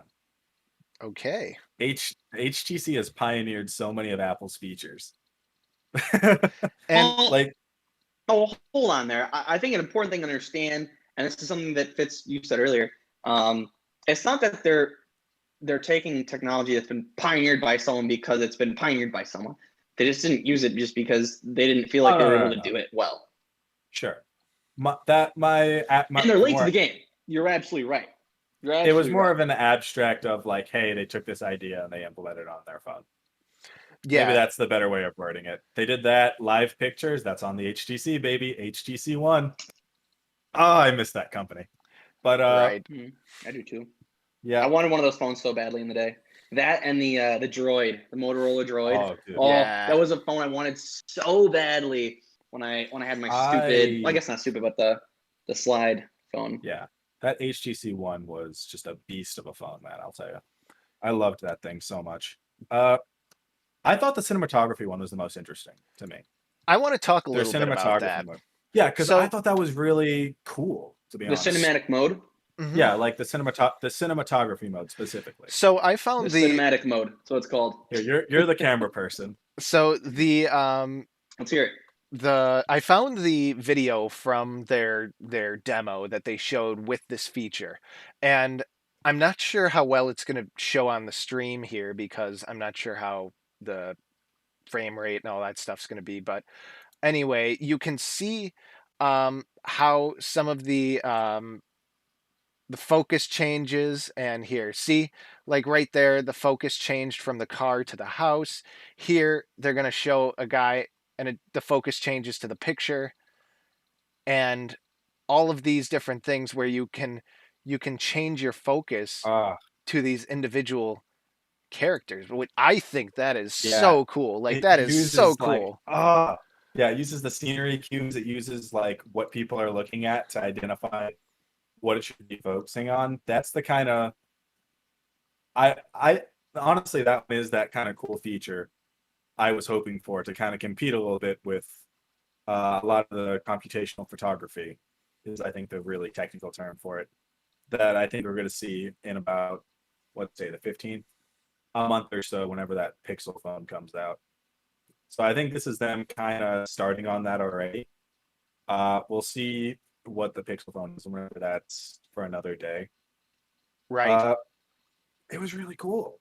I Yeah. like that. Supposedly, what they did was they fed.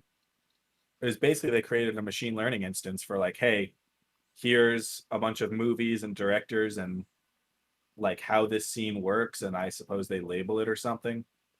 I don't know what they use. I don't work for Apple, so sue me.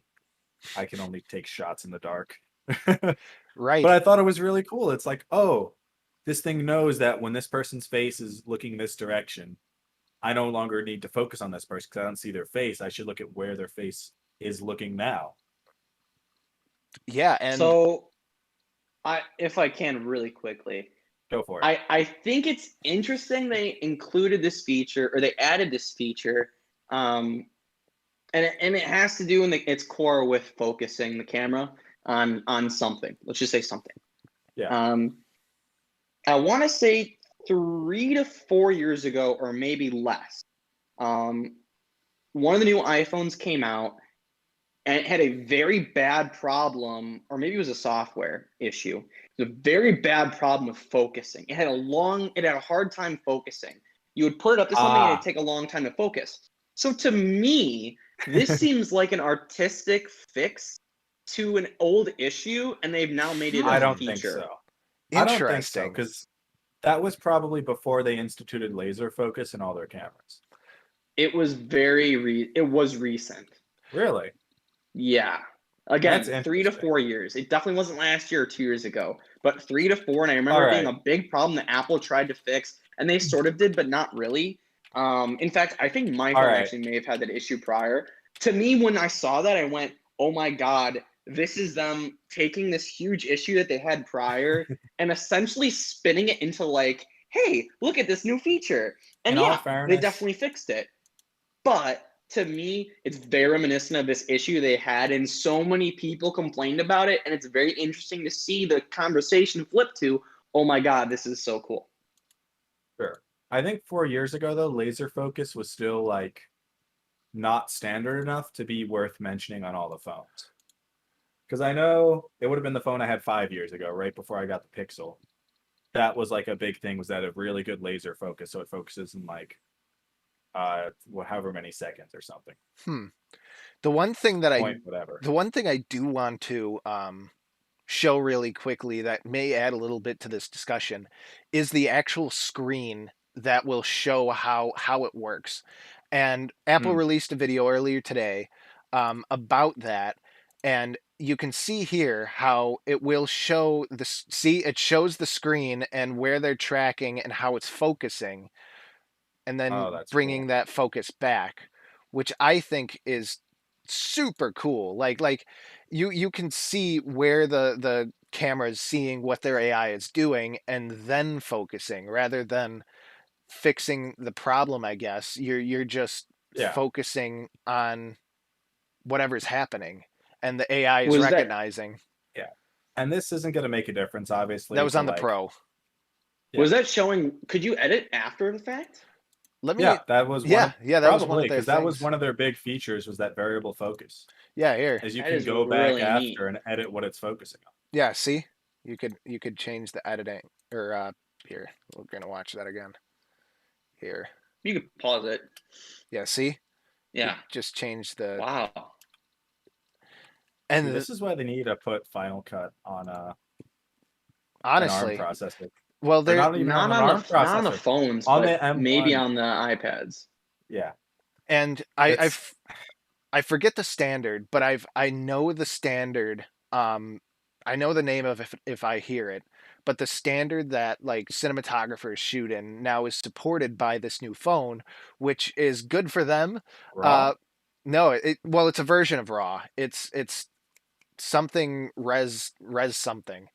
ProRes, I think. Let me. Yeah, I was trying to think. They also do ProRAW, I believe, Ryan. Yeah, that's probably just their photo standard, because RAW is definitely a photo standard. That's Uh, like that because that I think RAW is Yep. like uncompressed. They don't throw away any data. I yeah. think that's the idea High, behind a RAW picture. yeah, ProRes is Yeah. Yeah, their format. So yeah. And I don't think this is gonna make a difference to like say a Hollywood person, but let's say someone's making a YouTube video, someone's like a short film person trying to do something cool for whatever. That's the type of person I think this might actually make a difference to, and yeah, that'd be they cool. don't have the several thousand Yeah, dollars to rent a RED camera or one of those really, really, yeah, really and nice they, ones. you know, maybe they don't even have like the money to afford a proper standalone camera Yeah. because just a Right. standalone camera. Well, Okay, I understand. $1,000. A standalone camera plus all the lenses and all that is not a cheap setup either, and it's only for sure, that purpose. Right. sure. So you're talking the full deal then at that Yeah, point, which it yeah, would. What for this? I could see a lot being accomplished with literally just some phone and a gimbal. I think just with that you could do quite a bit. True. I think a phone, a gimbal, and Lighting. then a, maybe lighting, yeah, but then also a different mic. Um, Oh yeah, good point. Ooh, Good point. yeah. I think to your point, and this is not just an Apple phenomenon. Oh yeah, With this sort of advent of camera technology and computational photography, which I think is one of the best yeah. phrases that you've used on the show ever, Ryan. Thank you. It's one of my favorite phrases because also it's very simple and it very Sure. clearly spells out what it is. Can I pioneer a new phrase? Let's hear it. Can you Because hear me can you out, warm right? up computational I photography? can actually because right before now, before like in the last I'd say year and a half or so, we were only doing really computational photography for the most part, post editing. We're getting to a point now where between neural engines and all that stuff, basically like hyper-speeded machine learning models, we're getting to computational cinematography. We're Hmm. going one beyond that, where we can do this in real time while the video is being shot. Interesting. Yeah. Yeah, you're Hmm. completely right. And in chat, somebody says the cinema mode is Excuse really me while I cool. trademark. Honestly, the cinema mode is really cool. I'm curious if any third-party vendors will make lenses to partner with the phone in this mode. Mm, I don't know. I don't really even, to be honest, and this is kind of the point I wanted to make. I don't really know if they really need much more. Like they've done a lot with this, the cinematic mode. They've not a done camera stuff with guy. this macro mode, and this is not just a phenomenon with Apple. It's a phenomenon across the board. We're starting to sort of blur the line between really really nice camera setups and somewhat two very premium phones. So such that the entry level to do very cinematic projects or even just a startup creator, the entry level and entry point is very low. In the past, they'd had a ton of attachments to iPhones. I remember like the weird clip-on things. It kind of looked like this, and on one end it was just like a metal or a plastic kind of, I don't know what you'd call it, um, attachment, and it just clipped on to the back of the camera. And on the other side was another lens, and you could change out the lens. I don't know Yeah. how complicated it is to do that with the pros that do have three very distinct different lenses. It's not as simple as like a one lens setup. I don't know. I don't It know does if feel it's messy. necessary though. Maybe if you want like a very particular lens, like a fisheye or something, but barring that, I don't know. I'm not I'm not a cinematographer. You'd have to talk to like someone in that kind of where that's their big thing. Hmm. I may Well, I I may mean, ask one of my we contacts, see if Yeah, they you're say you're something. closer to us than that, Matt, so that's gonna be on you. well, I mean, we talk about computational cinematography and Mm, I photography. just made a word. Mm. I'm sure you're A not the first phrase. person to coin this phrase, but you're the Probably first not, one but used it's a on the good show, one. so I'll give it to I've you. not heard it before, so I'm taking all the credit. Sure. We talk about that, right? And you mentioned, a fisheye lens. I would not be surprised if they're able to recreate that in software, especially, and I think the first company that would be able to do that, or the one that would be most likely to do that, would be the Google with the Google Pixel. Mm. I I don't know. There's not like a big demand for it, is why I don't think they would. Because it's a really weird feature to try and implement, and a lot of people don't use it. Right. Well, It's a to your very well, distinct. It's a to It's that very niche. point though, distinct. I mean, to that point though, I mean, there's a lot of different things that are used for specific cases, right? For example, black and white. I mean, not many people shoot all their pictures in black and white. Portrait mode, the bokeh effect. I don't have that on my phone, so I don't use Sure. that. But I don't think everyone that has that feature also uses that all the time. I could So, implement black and white though in, I don't know, 5 okay, minutes. maybe that was a poor example, but the bokeh effect I think is a good example. Their portrait mode, right? Sure. It's for a specific purpose. It's for specific pictures. Yeah, sure, people use it all the time for whatever purpose. Exactly. That's But for whatever purpose, maybe not for all the time. I'll qualify it there. But to that end, I think the same can be said about like a fisheye lens. For example, the GoPro, right? I've got a GoPro. I took it out when we went out to Vegas. Fitz and I, well, I guess Vegas. Fitz and I, what, 2 weeks ago now? oh, Lord. The The main, stories that thing will tell. there are no stories that can be told from that trip. I guess the only thing from that GoPro was our kayaking on the Colorado River, which is really cool. That is I had a cool. ton of fun. Yeah, it I was love really, that really river. cool. It was a 4 mile kayaking trip on the Colorado River. On one side was Arizona, on one side was Nevada. We Yep. actually got off on land to go into the river and then on like a little hiking thing in Arizona. If you did not know that, Fitz, when Mhm. we were at the observatory station, we were in Arizona. I miss Anyway, home. the main mode on that GoPro is a fisheye lens, and you can change it to what I did, which is the linear mode. So it's like a more standard picture. I don't know if that's a hardware setting or a software setting in GoPro, Probably software. but the fact that it's like that and that it's an option and not everyone uses it all the time, and you typically, I mean, I typically don't. I think just goes to show that this could be another feature. There you go. There's us. That could be That's another awesome. feature that they include in this computational photography sort of sphere of things. And again, Interesting. I think that because they're kind of the leader on this, Google would be the first one to do it. And you Maybe. bring up a good point too. And in chat, we also have a question. With live streaming on the rise, I wonder if this could be used as a high-end replacement for mirrorless cameras. Setups like those setups that most streamers use. It could replace a Sony A5100 for some high-end streamers. It would be interesting to see budget streamers using the iPhone as an entry point to get into streaming. And that's Yes. that is a wonderful point I because think a lot of people already do. yes, Yeah. they do. Yeah, they already do. I mean, you already said you kind of already hit it right in the head there, right? All you need and all they really use is a sort of gimbal, and then either lighting, and then typically people will also have an extra or auxiliary Mic. source of mic. Yeah, and that's it. That's all it. you need. Mhm. In fact, people will have stands where you put your phone right in the center. It has a ring light. Yep. And then you just hook a mic up to That. it, and your setup is done. That's it. That's all you need, and that is quite possibly or really the cheapest entry point for any sort of new creator. Right. Especially with a camera So- as good as this with some of these features.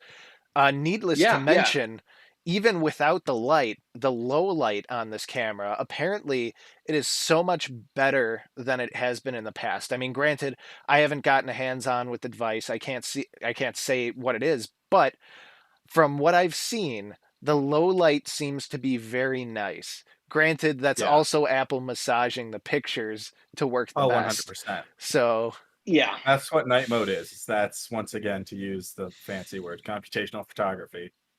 They abuse the hell out of that whenever they're doing these night modes because it's really hard to gather light. So they take whatever information they can get from the light and then just try and interpret it as much as they can into a good picture. And maybe I think- that's Go something to ahead. do with those, like with the new camera setup and all that too. Because now, what if you're taking light in from two different cameras and you're trying to use that to stitch your pictures a little bit? Yeah, they did show a few instances where they would look at pictures and stitch things together. And yes, over the years, they actually have increased the aperture size to let more light into those lenses, specifically when they did start using dark mode or night mode in the last year or two. Bigger pixels too. I've used dark mode on my brother's phone, which he had an iPhone 11. Maybe it was a 12. No, it was an iPhone 11. Once or twice. And I'll say this. I can't take the pictures that phone took because my phone is still 2 years older than that phone. That being said, 2 years ago, that technology wasn't phenomenal. It was good, and it was good for what it needed to be. But when we're talking, I mean, right now we're really talking about like, I mean, you brought it up in chat, mirrorless, camera level quality, DSLR level quality. We're talking, very good quality pictures. I don't think it did it 2 years ago. I'd be very curious to see how that's changed in the past 2 years, specifically with their stabilization, bigger apertures, things like that, and their claims with the new camera this year. Yeah. Again, like I said, it just look on paper, they don't look different. At least in the base model iPhone. I want to do the same thing with the Pro. I would like to say that it's better, but I don't know. So I can't say that with certainty. So I'd be curious to test that out. And it kind of actually, you know what, Apple, if you're watching this, and we know you are, Tim Cook, we know you're a big fan of the show. You and Elon watch it together. Yeah, Tim, if you're watching this, and we know you are, I think a really good selling point for these iPhones is their camera. And I think one good way of selling that would be to have some sort of experience room in their Apple stores, or maybe just in their flagship stores, where they have different areas where you can take, the pictures that they're supposed to, that are supposed to showcase these elements of their cameras, whether it be, hey, I can take a picture of something from so far away when you have like a tiny little picture and you have to stand so far away from it, or you go in this dark room or a very dimly lit room and you take a picture of like this, I don't know, like a statue or something, or some sort of object in the background that can prove how good these cameras are. I think that would actually be a really good selling point that would help the iPhone and would really help improve the Apple Store experience and buying experience. I think it's super interesting. And inbox, a macro station.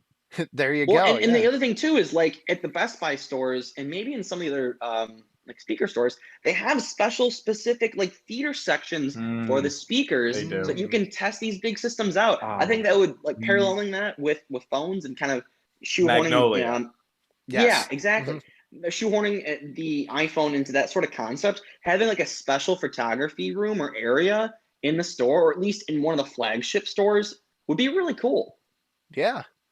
Needless to say, all the free marketing that Apple would get too. So, like, Well, this would be specifically on their phones in the store, right? So they have demo units there, right? And something you could test on their phones. Yeah, you can always send pictures, sure, but that would be specifically for the stores.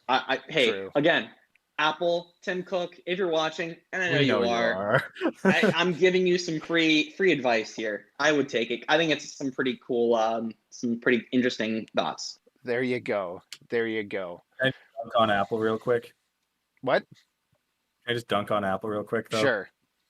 Go for it. Y'all just getting 128 standard now? Come on. Where have you been? 128 in terms of the storage. That's your standard for storage. Mm-hmm. You just getting that now? I kind of assumed you guys already had that. Yeah, I'll be honest with you. I was surprised. Like I've been on that grind for years. What's mine? I have a 256 gig phone, and that was new at the time 4 years ago. That was the biggest thing that they had 4 years ago, and now they have a terabyte you can go up to. Which, don't get me wrong, I loved having more options, but that being said, I have cloud space. I pay for like I think 2 terabytes of cloud space. And I put backups in there too. But I have everything saved locally on my phone.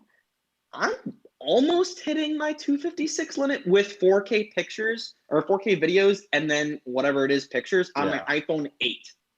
I don't know how the heck people are gonna fill up a 1 terabyte phone. And I've had this for 4 years, and this has come with everything that's been with me for quite literally all of time prior. So I don't really know who's getting or really using a terabyte of space unless they're doing like pro work on like iMovie Exactly. that should, mind you, should be done on the iPad, because what are you gonna do with even the size of the iPhone Pro Max? It's not as big, even compared to, let's say, the iPad Mini or the smaller size iPad Pro. Bro, I don't know who's using a terabyte of space, what did but we I say like the that was? options. I think you could fill that up pretty easily with like ProRes video.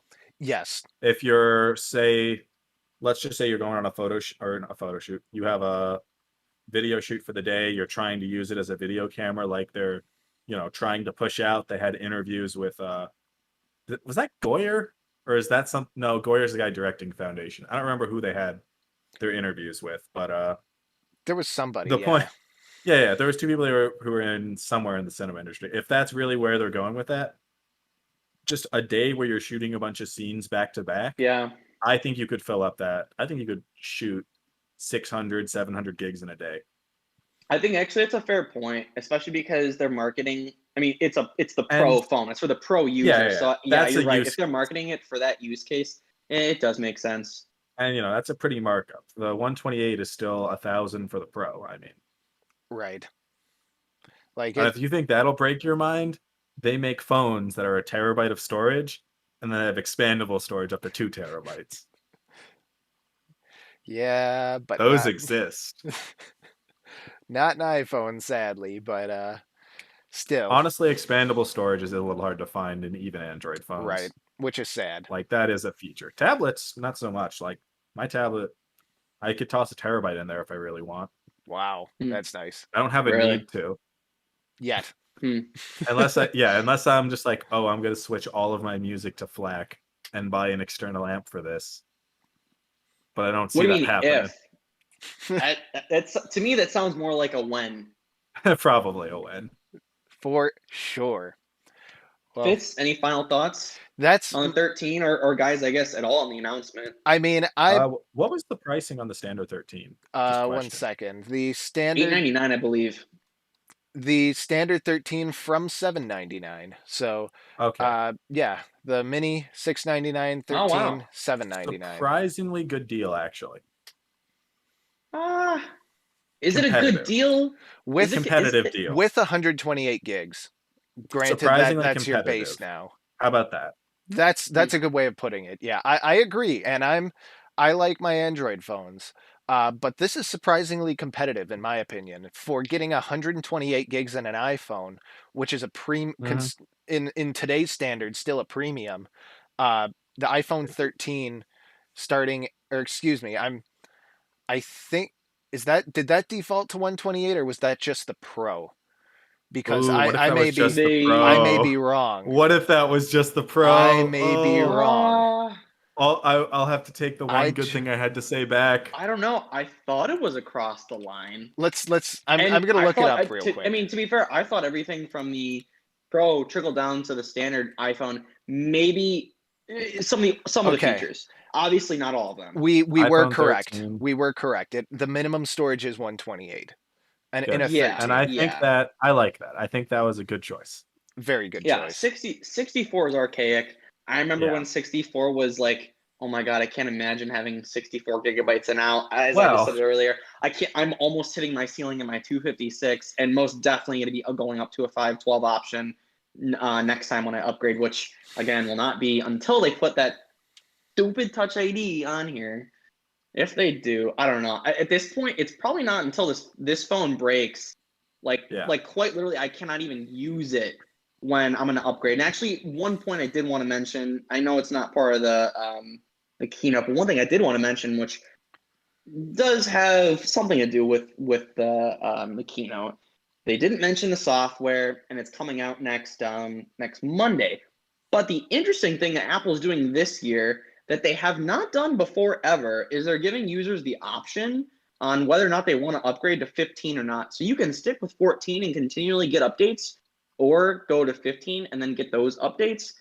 I don't know if I'm gonna upgrade to 15 as much as I want to on my phone, just because it's a 4-year-old device and I'm a little worried it'll hurt performance. However, it's not the bottom end of the phones. I believe the bottom end is the 6S. Yep. And it's still performing pretty well. And they've made some claims that it'll work well on my phone. Again, I don't know if that's superficial or not. I'd like to try at least. And if it doesn't work, then I'll just work with it. But again, I still stick by my stance. Like I said at the beginning, I wasn't going to upgrade until they had Touch ID, or if they had something better than Face ID, and they didn't. So it doesn't look like I'll be buying a new iPhone this year. As much of an Apple fanboy as I am, and when I was younger, I would quite literally upgrade every 2 years. I have not upgraded in about 4 years now, and I don't see myself upgrading this year. To the point of upgrading, though, if you have last year's model, don't. If you have 2 year ago model, I would consider it. I'd say anything older than 2, I'd go for it. Especially that base model 13. I think it gives you a really good option. Over the years, all the options and all the features from the Pro have trickled down to the base model, making that a pretty good option for people. So that's the last thing we didn't touch upon is 120 hertz. I guess we touched didn't. on that for the iPad. We didn't talk about it on the phone, just the iPad. Yeah, the Pro has 120 hertz now. If that's the last thing, let's do it. That's been standard on almost every Pro level Android phone for 2 years now. It's been one of my biggest. I'm kidding, but it's been. I'll be honest with you. It's annoying. One of my biggest complaints, it is annoying, and one of my biggest. What do you call that? Like gripes? I don't know. Yeah, one of my biggest gripes with Apple, not giving the phone 120 hertz, especially when it was on the iPad. Yeah. Like, come on, man. Taking a page from our president. Come on, man. There you go. Yeah. Let's see, I think it was 3 years ago, everything was 90 hertz because that's what I still have. And I think 120 the following year kind of became a lot of the standards for the Pro level phones in that year. So that would be, your top of the line flagships.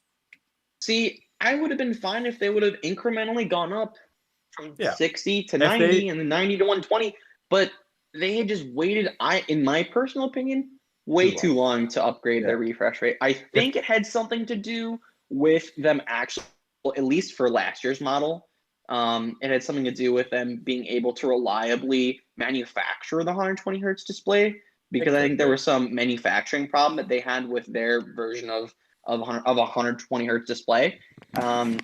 But still, I think they waited way too long. Yeah, I don't know. Of all the features, that's the one that they could have put on a few years prior. Yeah, I don't know what their screens are like, whether or not they could have just overclocked them to 90 or whatnot.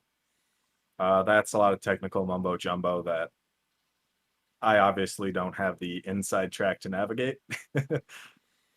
But yeah, I don't know. It is kind of a glaring I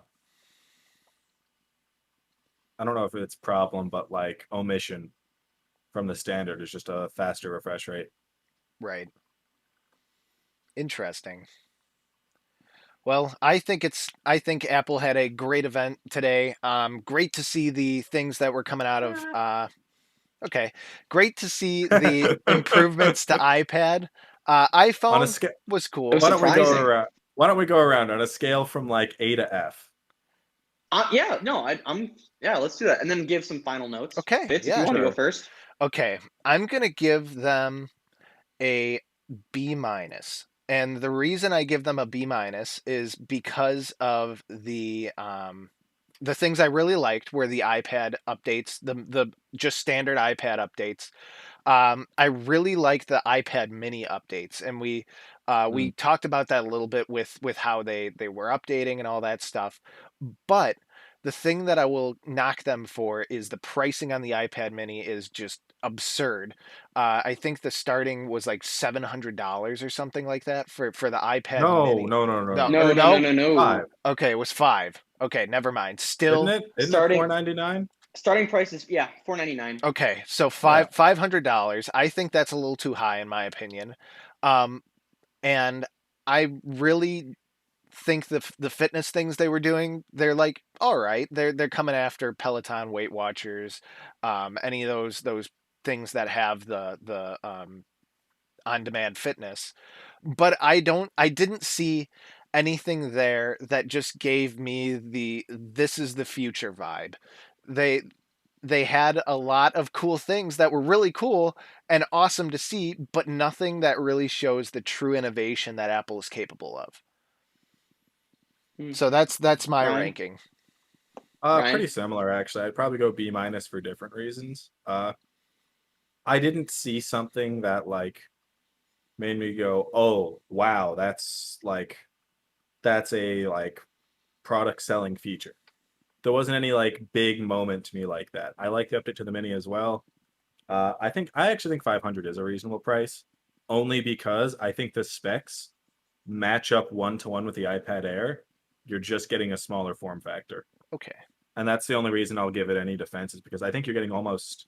I think it is the same specs basically, I and you get believe a lot so. of the Yeah. same cool things, the Touch ID and all that. Yeah. I mean, to me, the watch was completely boring. They put a better screen on it, and that was my big takeaway. The phone, I mean, a couple cool new tricks in the photo department, but mostly, I mean, most of it's the same. The only things that are, I guess, new will be in iOS 15. And even there, I think SharePlay is the only thing that seems, to me anyway, at least like a big deal. I like what they're doing with Apple TV, which is a weird thing to say. TV Plus. TV, whatever you want to call The it. service is TV Plus. The box is Apple TV. Sure. TV Plus. I like where they're going with that. The shows look cool. Foundation to me looks like it's going to be great. I think that's how you have to adapt books is in TV shows. I think that works 10 times better than trying to adapt books into movies. But I mean, yeah, mostly their hardware to me was completely boring. Some of the software stuff, I didn't know about Apple Fitness until this, so I don't know. That was kind of an interesting shakeup to me, and it looks like TV actually is creating good content. Alrighty. How about you? You know, I don't know. I don't want to follow you guys and give them the same rating. Mr. Contrarian. Actually I've been teetering on, and I've said this for years when I was in school, and I'll say it even now. I hate the plus minus system. I think it's stupid. I think it's just for the penny pinchers of academia. I think it's wildly, I really think it's for people who just want to argue a slightly better grade as opposed to a whole letter grade. And to me, the whole letter grade says more than a plus or a minus. So if I was to go off that and exclude your plus minus system, actually, regardless of that, I would probably lean more towards a C. Ooh. Ooh. And this is why I say that. Wow. C is average. C is average. It's Sure. not bad. It's not good. It's average. You pass. Apple on average does a good job of giving a little bit of new stuff while trying to play catch up. They played catch up in the iPad department. Those iPads hadn't been updated in a while. Granted, those were shocking unveilings. I'll give them that. I think the Mini was the But- surprise. But they were still behind on it, and I still don't understand why they have those iPads in the lineup where they do. And I really, truly don't think that the iPad holds any place in the lineup. I think that they could maybe knock down the price of the iPad Mini a bit. I think you have a fair point, Ryan, in saying that the iPad Mini is more like the iPad Pro, and they definitely did that. But I would say probably more in line with the iPad Air, just because of that power button. That's And the touch, no, the that's touch what I ID and the said. power Is the button. iPad? No, that's what I was saying. Was the iPad Mini is just a smaller Air? Oh, then yes, I agree with Yeah. you. But they didn't give me enough to really push me past. I mean, I'm at the best, I would give them a B minus. But comfortably, I would say a C, just because it was more or less, the same. Incremental changes and playing catch up. Incremental changes with not the hardware, but I guess the hardware, but the camera software, the computational photography and cinematography, but also playing catch up in that 120 hertz display. Trying to get that notch smaller. This is now the 4th year where they've had a notch in an iPhone, and this is the first year where they've changed it at all, and all they did was take the earpiece out and stick it above, and now it's slightly thicker but not as wide, and that's it. I wasn't looking for something that was a big physical change. I believe that's what we got last year. That being said, yeah, I'd probably put it B- at best. I'd feel more comfortable putting it at C, especially with these really high prices. I just hate these really high priced iPhones. Why can't they be a little cheaper? Why can't they compete a little more? Why do I have I know to right defend now. Apple? I know right now there's a chip shortage, and there's logistics and material shortages. Fine. Why am I about Actually, to defend I will give Apple? them this. I will give them this, and this is actually something that I was surprised about. I was fully expecting a price increase in the phones because of the chip shortage. I thought for sure we were going to get $100 more in each of the different iPhone lines. So for that, I'll bump them up to a B-. I'll do that, but that's the best I can do, and I wouldn't go any higher. All right. Their contract was negotiated probably 2 years ago for the chip for this year. Those contracts are negotiated far in advance, so I don't think the price of the chip would change, mostly just delays, but we might not see the price increase until next year or the year after that. It's kind of hard to say how these things work. I don't know if we've hit a shortage this extreme in quite a while. I still think that most phones are very, very expensive. Maybe too expensive. It's hard to say. But a top of the line Samsung phone, I think it's probably $950, $900, maybe $1,000, somewhere in that area. I don't know what their top of the line is right now. I'm not a big Samsung person, but I think the pricing is actually in line with a lot of their competition, which is strange to me. So that tells me either they're cheapening a lot or the Android phones are making theirs more expensive. Because they know about Apple, because they know they can. Yeah, because they can still do that and be under Apple. So it might just be the case that Android phones drop the prices, or it might be Apple has decided to sit there and compete with these phones. Interesting. Yeah, I guess another reason why I teeter on the C- or C+, I guess, B-, is because that reverse wireless charging feature wasn't added this year, and I was really hoping for that. One thing I actually will give them props on is, and this is something that we didn't mention, was in their accessories they've added Find My support for the MagSafe wallet, which I think is actually a good idea. Something I wish they would have done at the beginning, because if you have a wallet that you're supposed to attach on your phone, and to be very honest with you, these magnets aren't that strong, specifically with the wallet cases that they have. They should have had that support day one.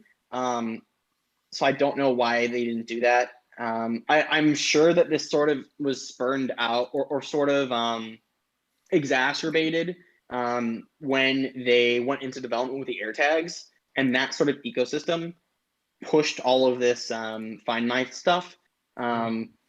But again, that was something I was really hoping for. They've had wireless charging now for, again, 4 years since this iPhone, the iPhone 8 and the iPhone 10. It's high time for them to do some sort of wireless charging, even if it's slow, even if it's for low power devices like AirPods or the Apple Watch. I am disappointed on that front. So yeah, you know what? I'll give them a C+. Sure. All righty. Honestly, my biggest critique, and it's honestly, I think maybe the most brutal thing, is I'm not excited. I don't care. I will forget about this tomorrow. And that's rough. I'm going to forget about this tomorrow. That's the thing. I would agree with you. Well, go ahead. Sorry. Other than the TV show to me, just because whatever, but that's a whole other thing. I'm not going to remember what they've changed, and I'm not going to terribly care. And that's the worst thing, is for me to just be unexcited. I I would agree with you. I'm not as excited. I'm not sure if I don't care, but I definitely won't forget about this tomorrow. Okay. Just because of, I think that 120 hertz display, that definitely puts on my radar. But again, yeah, you're right. They're not the first to do it. They're quite possibly the last phone to have an upgraded 120 hertz display. And not to mention, this 120 hertz display is only on the Pro models. It doesn't trickle down yet. And I'd hope that they would put it on the main iPhone line next year, because at least historically how it's gone is the big features from the year prior have trickled down to the main line the next year. But I don't know.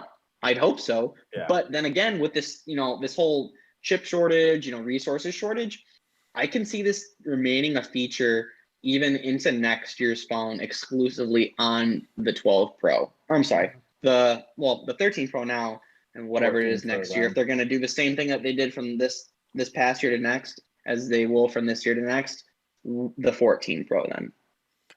I think they're ever going to reset numbers.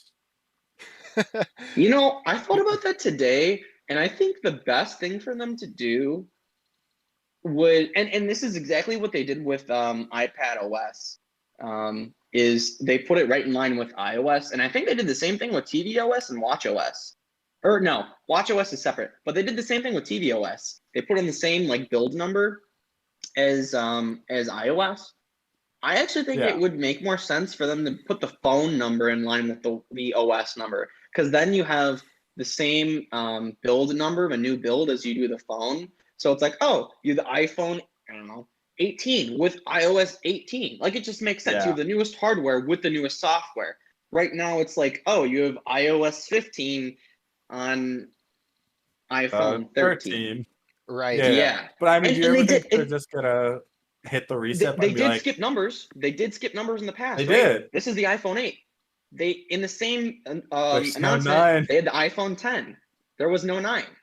So, and some people were thinking that they would skip the 13 because 13 is an unlucky number. I was going to mention how they skipped 13 on floors. And also, they wouldn't be the first to do it because Samsung did the same thing and beat them to the punch once they saw that Apple did it with iPhone 10 in 2020, I think it was, or maybe a year prior. Then Samsung unveiled the S20. Yeah. So I wouldn't put it past them to do it because they've already done it before. And I think it actually would make sense to have the build number of the software of that year also match up with the hardware. I can only see it being a problem or a difference because historically they've done S models, but I don't think they've actually done an S model since the 10S. I think it was 10, 10S, 11, 12, and now 13. Even if it's a small incremental hardware update, I don't think they really care now about that S. In fact, I actually think that they probably don't do that just because people, I'm sure they've probably done a ton of studies on this, and my guess is they've done studies and they found that if people see the S upgrade, they won't upgrade because they think it's a small upgrade. But if they see a whole number change, that they think that Apple's putting out a brand new, really, really good product that they probably should get. So that's probably a good reason why they haven't done an S upgrade in a while. That's my take. I was just wondering about a hard reset on numbers. Guys, this is the iPhone. We're resetting the numbers. We're tired. So the only I don't instance I can see that happening, and it's been done once before, is sort of not really, is with the iPads. They started enumerating the iPads, and then all of a sudden, and this is back when they only had one iPad. It was just the iPad. They had iPad 1, 2, 3, 4, I think 5, which was an unsung hero, and they didn't even give it a name. I think it was just an iPad with Retina display. It was either 5 or 4. And then they went to the iPad Air. And then I think they enumerated that one, and then they stopped.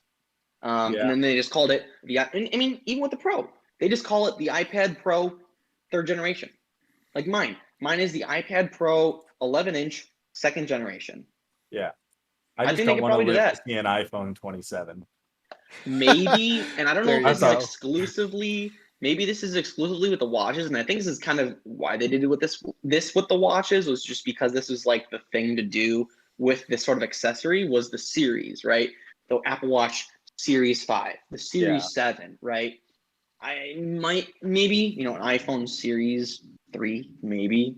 I can really only see them changing the number if they actually gave it a new name, like Yeah, that was like just the food for thought. iPhone Air. But again, it'd be kind of odd to call it an Air because In the whole point of a phone is it's small. in Like, chat, somebody mentioned they should start naming iPhones after letters. iPhone Model A, iPhone Model Y, follow Tesla vibes.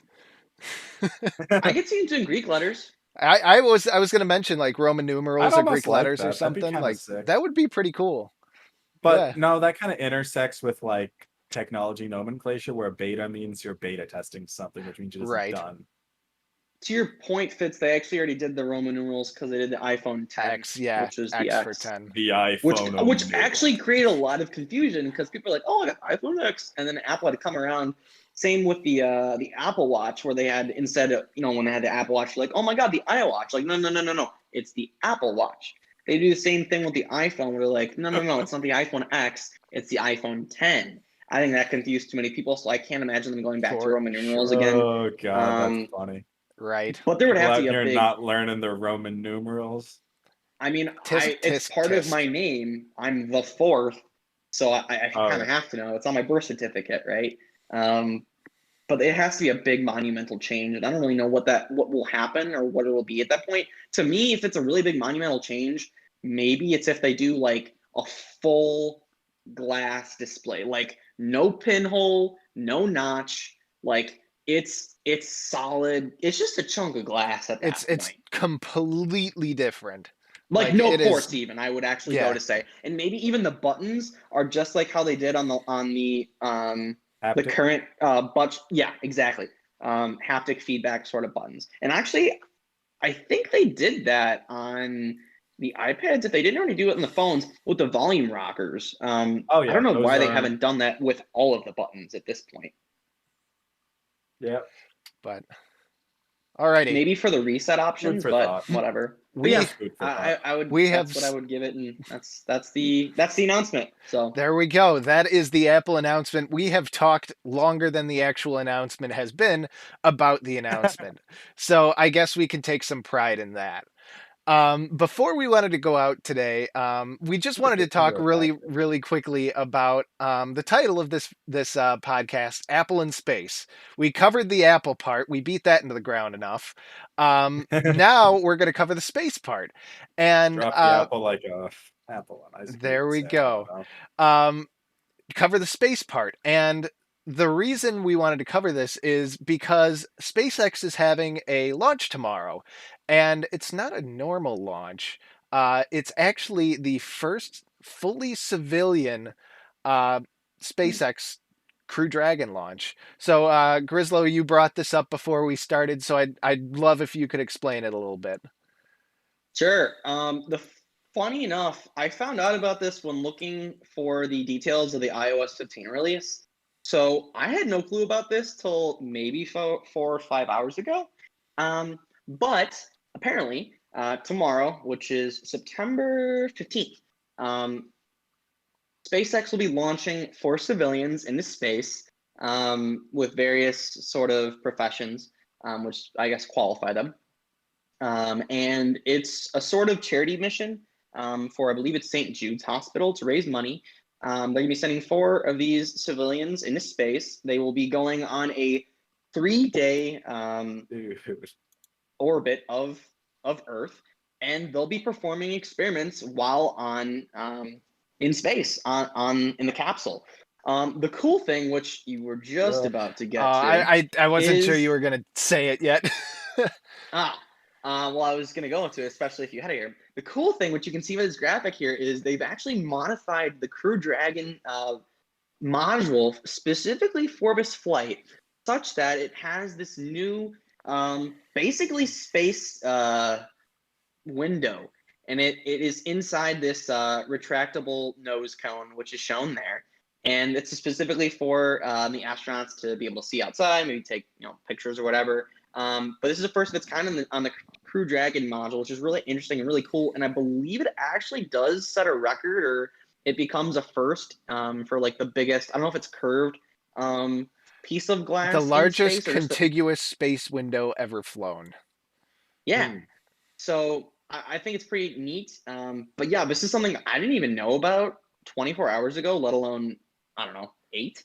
And the fact that this kind of went on the radar for me was pretty astounding, considering the fact that Virgin Galactic and Blue Origin both flew civilian missions just recently, within the last month now, both of them, into either low orbit or just above orbit.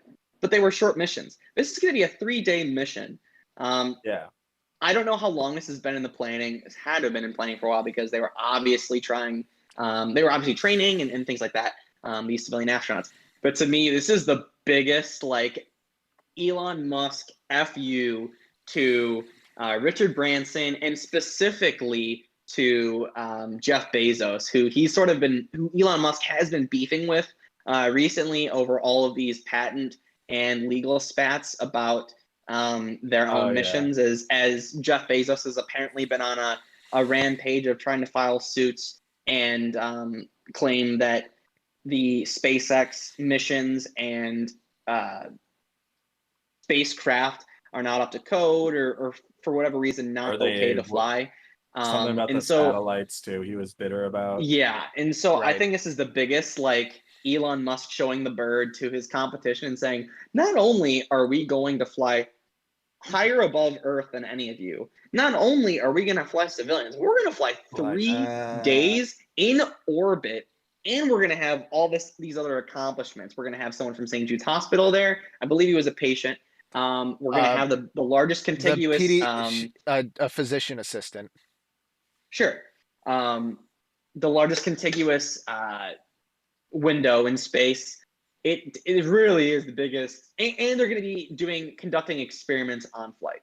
This is the biggest FU of Elon Musk to his competition, who don't come close in this regard and are very much in a different category. But I still think it's hilarious, and it's really and extremely cool. I have not watched a launch in a while. I do want to watch this launch, and apparently, I did not know this. They have been filming I don't know if it's a Netflix series on this specific mission. And they have episodes now up to the launch point, and they're going to be having episodes, I believe, while in space and up to the eventual re-entry into Earth orbit and the eventual landing 3 days later. So this is something you will be able to watch a documentary of, which I think is really cool. So after this, I'm probably going to go watch that, or at least up till now, so I can get caught up to what's been going on. And I'm really looking forward to the rest of this docu-series. I believe it's on Netflix. Interesting. And also, duly note, it's raining cats and dogs outside. I hope you can't hear that. But if there's any feedback, that's exactly what's going on, and I really hope the power doesn't go out. Oh, that means it's coming my way next. I got a short. Well, not quite, because I'm south of you. Are you? Yes. Mm-hmm. I'm southeast of you. I got no idea where you're working anymore. Regardless, that post show, whatever. My thoughts on this are 2 things. One, I love the spacesuits. They look like they're out of Star Trek or something. Oh yeah, definitely. I love those spacesuits. These spacesuits, they're cool. Yeah, definitely. Those actually look like futuristic spacesuits that came out of Star Trek, or it came out of Orville or something. Right. They're just cool. The second thought, and this is just the what do you call it in me? Cynic maybe, or the prepare for bad situation person. They should send them up into space with a big bucket of white paint in case the cone gets stuck, so they don't all burn up and die from the sun. I don't know what guards they have on the module, so that's a really interesting point. Because that's a moot point, considering you can't paint in space. Kinda. But that's interesting. Gets a little hard. That's just the space travel is dangerous in me, where it's if that cone gets stuck, you could probably get the temperature inside the capsule very, very high. Yeah. Yeah. But I don't know if that's here or there, to be honest. If there's any reassurance, it mentions the 3-layer observation dome, which was extensively tested and qualified for flight in 6 months, replaces the mechanism used. So hopefully they we're Look, able to verify the let's stuff. let's be honest. The people who worked on that are probably smarter than me. I will swallow that pill. Ryan, to be honest with you, and it's not just you, it's not probably. It's All me I'm too. saying It's is Fitz too. if they It's sent all them up three with of a us. bucket, all I'm saying is send them up with a bucket of white paint, whites that'll reflect the heat instead of absorb it. Fun fact. Just in case. And then you just have something that says in case of emergency, paint window. I'd like to think they have something inside the module though that would cover Probably. the window. Right, some sort Like I of said, contingency. some very, very smart people worked on this. I'm sure Yeah. they verified this very thoroughly. I'm sure someone's thought of a backup. For I mean, they're sure. clearly doing a better job of verifying their hardware than Boeing. But Oh, dude. Boeing's becoming just a fun company to dunk on, man. Right, they're a meme at this point. Little bit. right. But yeah, Fitz, what are your thoughts? I think this is really neat. I am looking forward to watching this tomorrow. They launch at 2:45 Eastern, I believe. Um, Hmm. yeah, it says I'm in a meeting at that time. Sorry, Oof. 8:02 p.m. Eastern is when Never they mind. launch. I'm not in a meeting at that time. 5-hour launch window on Wednesday, September 15th, opening at 8:02 p.m. So hopefully we'll be able to see it, and it won't be too dark or cloudy out there. And I'm looking forward to seeing this, and I'd be interested in watching that documentary. Thank you for telling me about that. Actually, I didn't know that. So They're launching from Texas or Florida? Florida. Hmm. So Yeah, I think I saw there's a 70% chance, like good rating on the weather for launch. That can obviously change because weather is weather and predictions are quite literally that. But right. yeah, I'm excited. I really want to Yeah. see this documentary too. And I can't believe, now thinking about it, I thought I heard something about a space documentary, but maybe I didn't think it was this, or I didn't realize what it was. I clearly did not understand whatever that was. So I didn't think I have a good grasp, or I had a good grasp on what this was or is For sure. prior. But I'm very excited nonetheless to watch. Likewise. I also need something to watch. I've been kind of it's been a lull on TV. I don't know what kind of stuff you guys watch, and I don't know if you guys are gonna laugh at me or not when I say this, but the stuff I watch in my free time is just mindless. Lego Masters on Hulu, love that. Oh, It's do you coming to want season something finale. mindless? I think actually tonight. So that's gonna be done. I've got 5 more weeks of Bachelor in Paradise, which is pure drama. There is no love or any. It's just drama at this. I love chaos and drama, even if it's people's lives, and that makes me a toxic person. Okay, I don't care. It's reality TV, and it's mindless stuff I'll watch. And Rick and Morty just ended, and Final Space will not be renewed for a 4th season, and they ended on a huge cliffhanger. Which I'm so disappointed about. Owen Rogers, the creator, who was actually originally a YouTube guy, came out and just said that they're not going to be renewed for a 4th season, which kind of blows. But that being said, yeah, I don't really have much else to watch, so I need something. There we go. Well, also, wait, when does The Boys come out? I don't remember. I actually didn't finish the last season of it. You didn't? No, I just remember the dude was in the middle of wrecking shop and doing whatever he wanted. I don't know. There's a few guys, so that's pretty. Let's not spoil the whole thing. Alrighty. It's been out for a while. Although the Mandalorian not the Mandalorian, the Book of Boba Fett will be out this fall or in the winter, and then there'll be some new Marvel shows to pick up my interest. We'll take this into the post show here. Hold on. One recommendation: you can watch Mike Tyson's Mystery Gang, which is dead now because I think Norm Macdonald died today. Oh, he did. Rest in peace, Norm Macdonald. Yeah, he dies of cancer, I believe. A shame. Yep. Yeah. But actually, all right. Well, I hate to do a switch on you, but if we're talking about shows you can watch and it's on the theme of the show, Apple TV Plus has a ton of new TV shows you can sink your teeth in and spend your time watching. So if you're looking for something to watch, and I might actually look into it and watch that show that you're talking about, Ryan.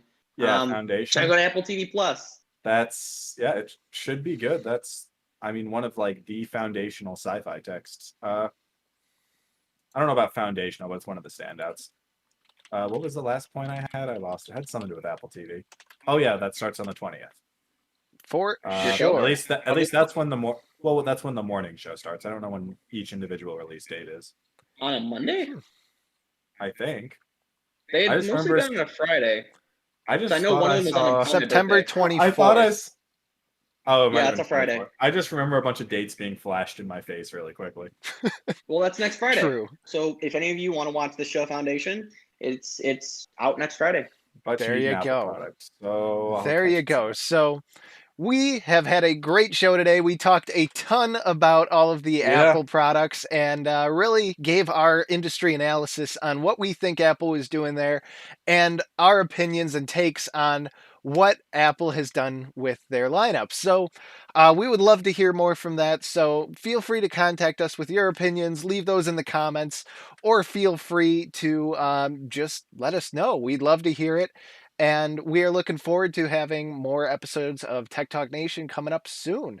So, with that, we're going to bring our show today to a close. Thank you guys so much for sticking around with us today. It was a long one. We have been going for almost 2.5 hours now, but we had a good time, and there will be a bunch Yes, of we more good times next week in our next episode of Tech Talk Nation. Hope you have a wonderful week, and catch you soon. Bye-bye. Bye, everyone. Thank you for listening to Tech Talk Nation. Tune in next week for more discussion on the latest in tech.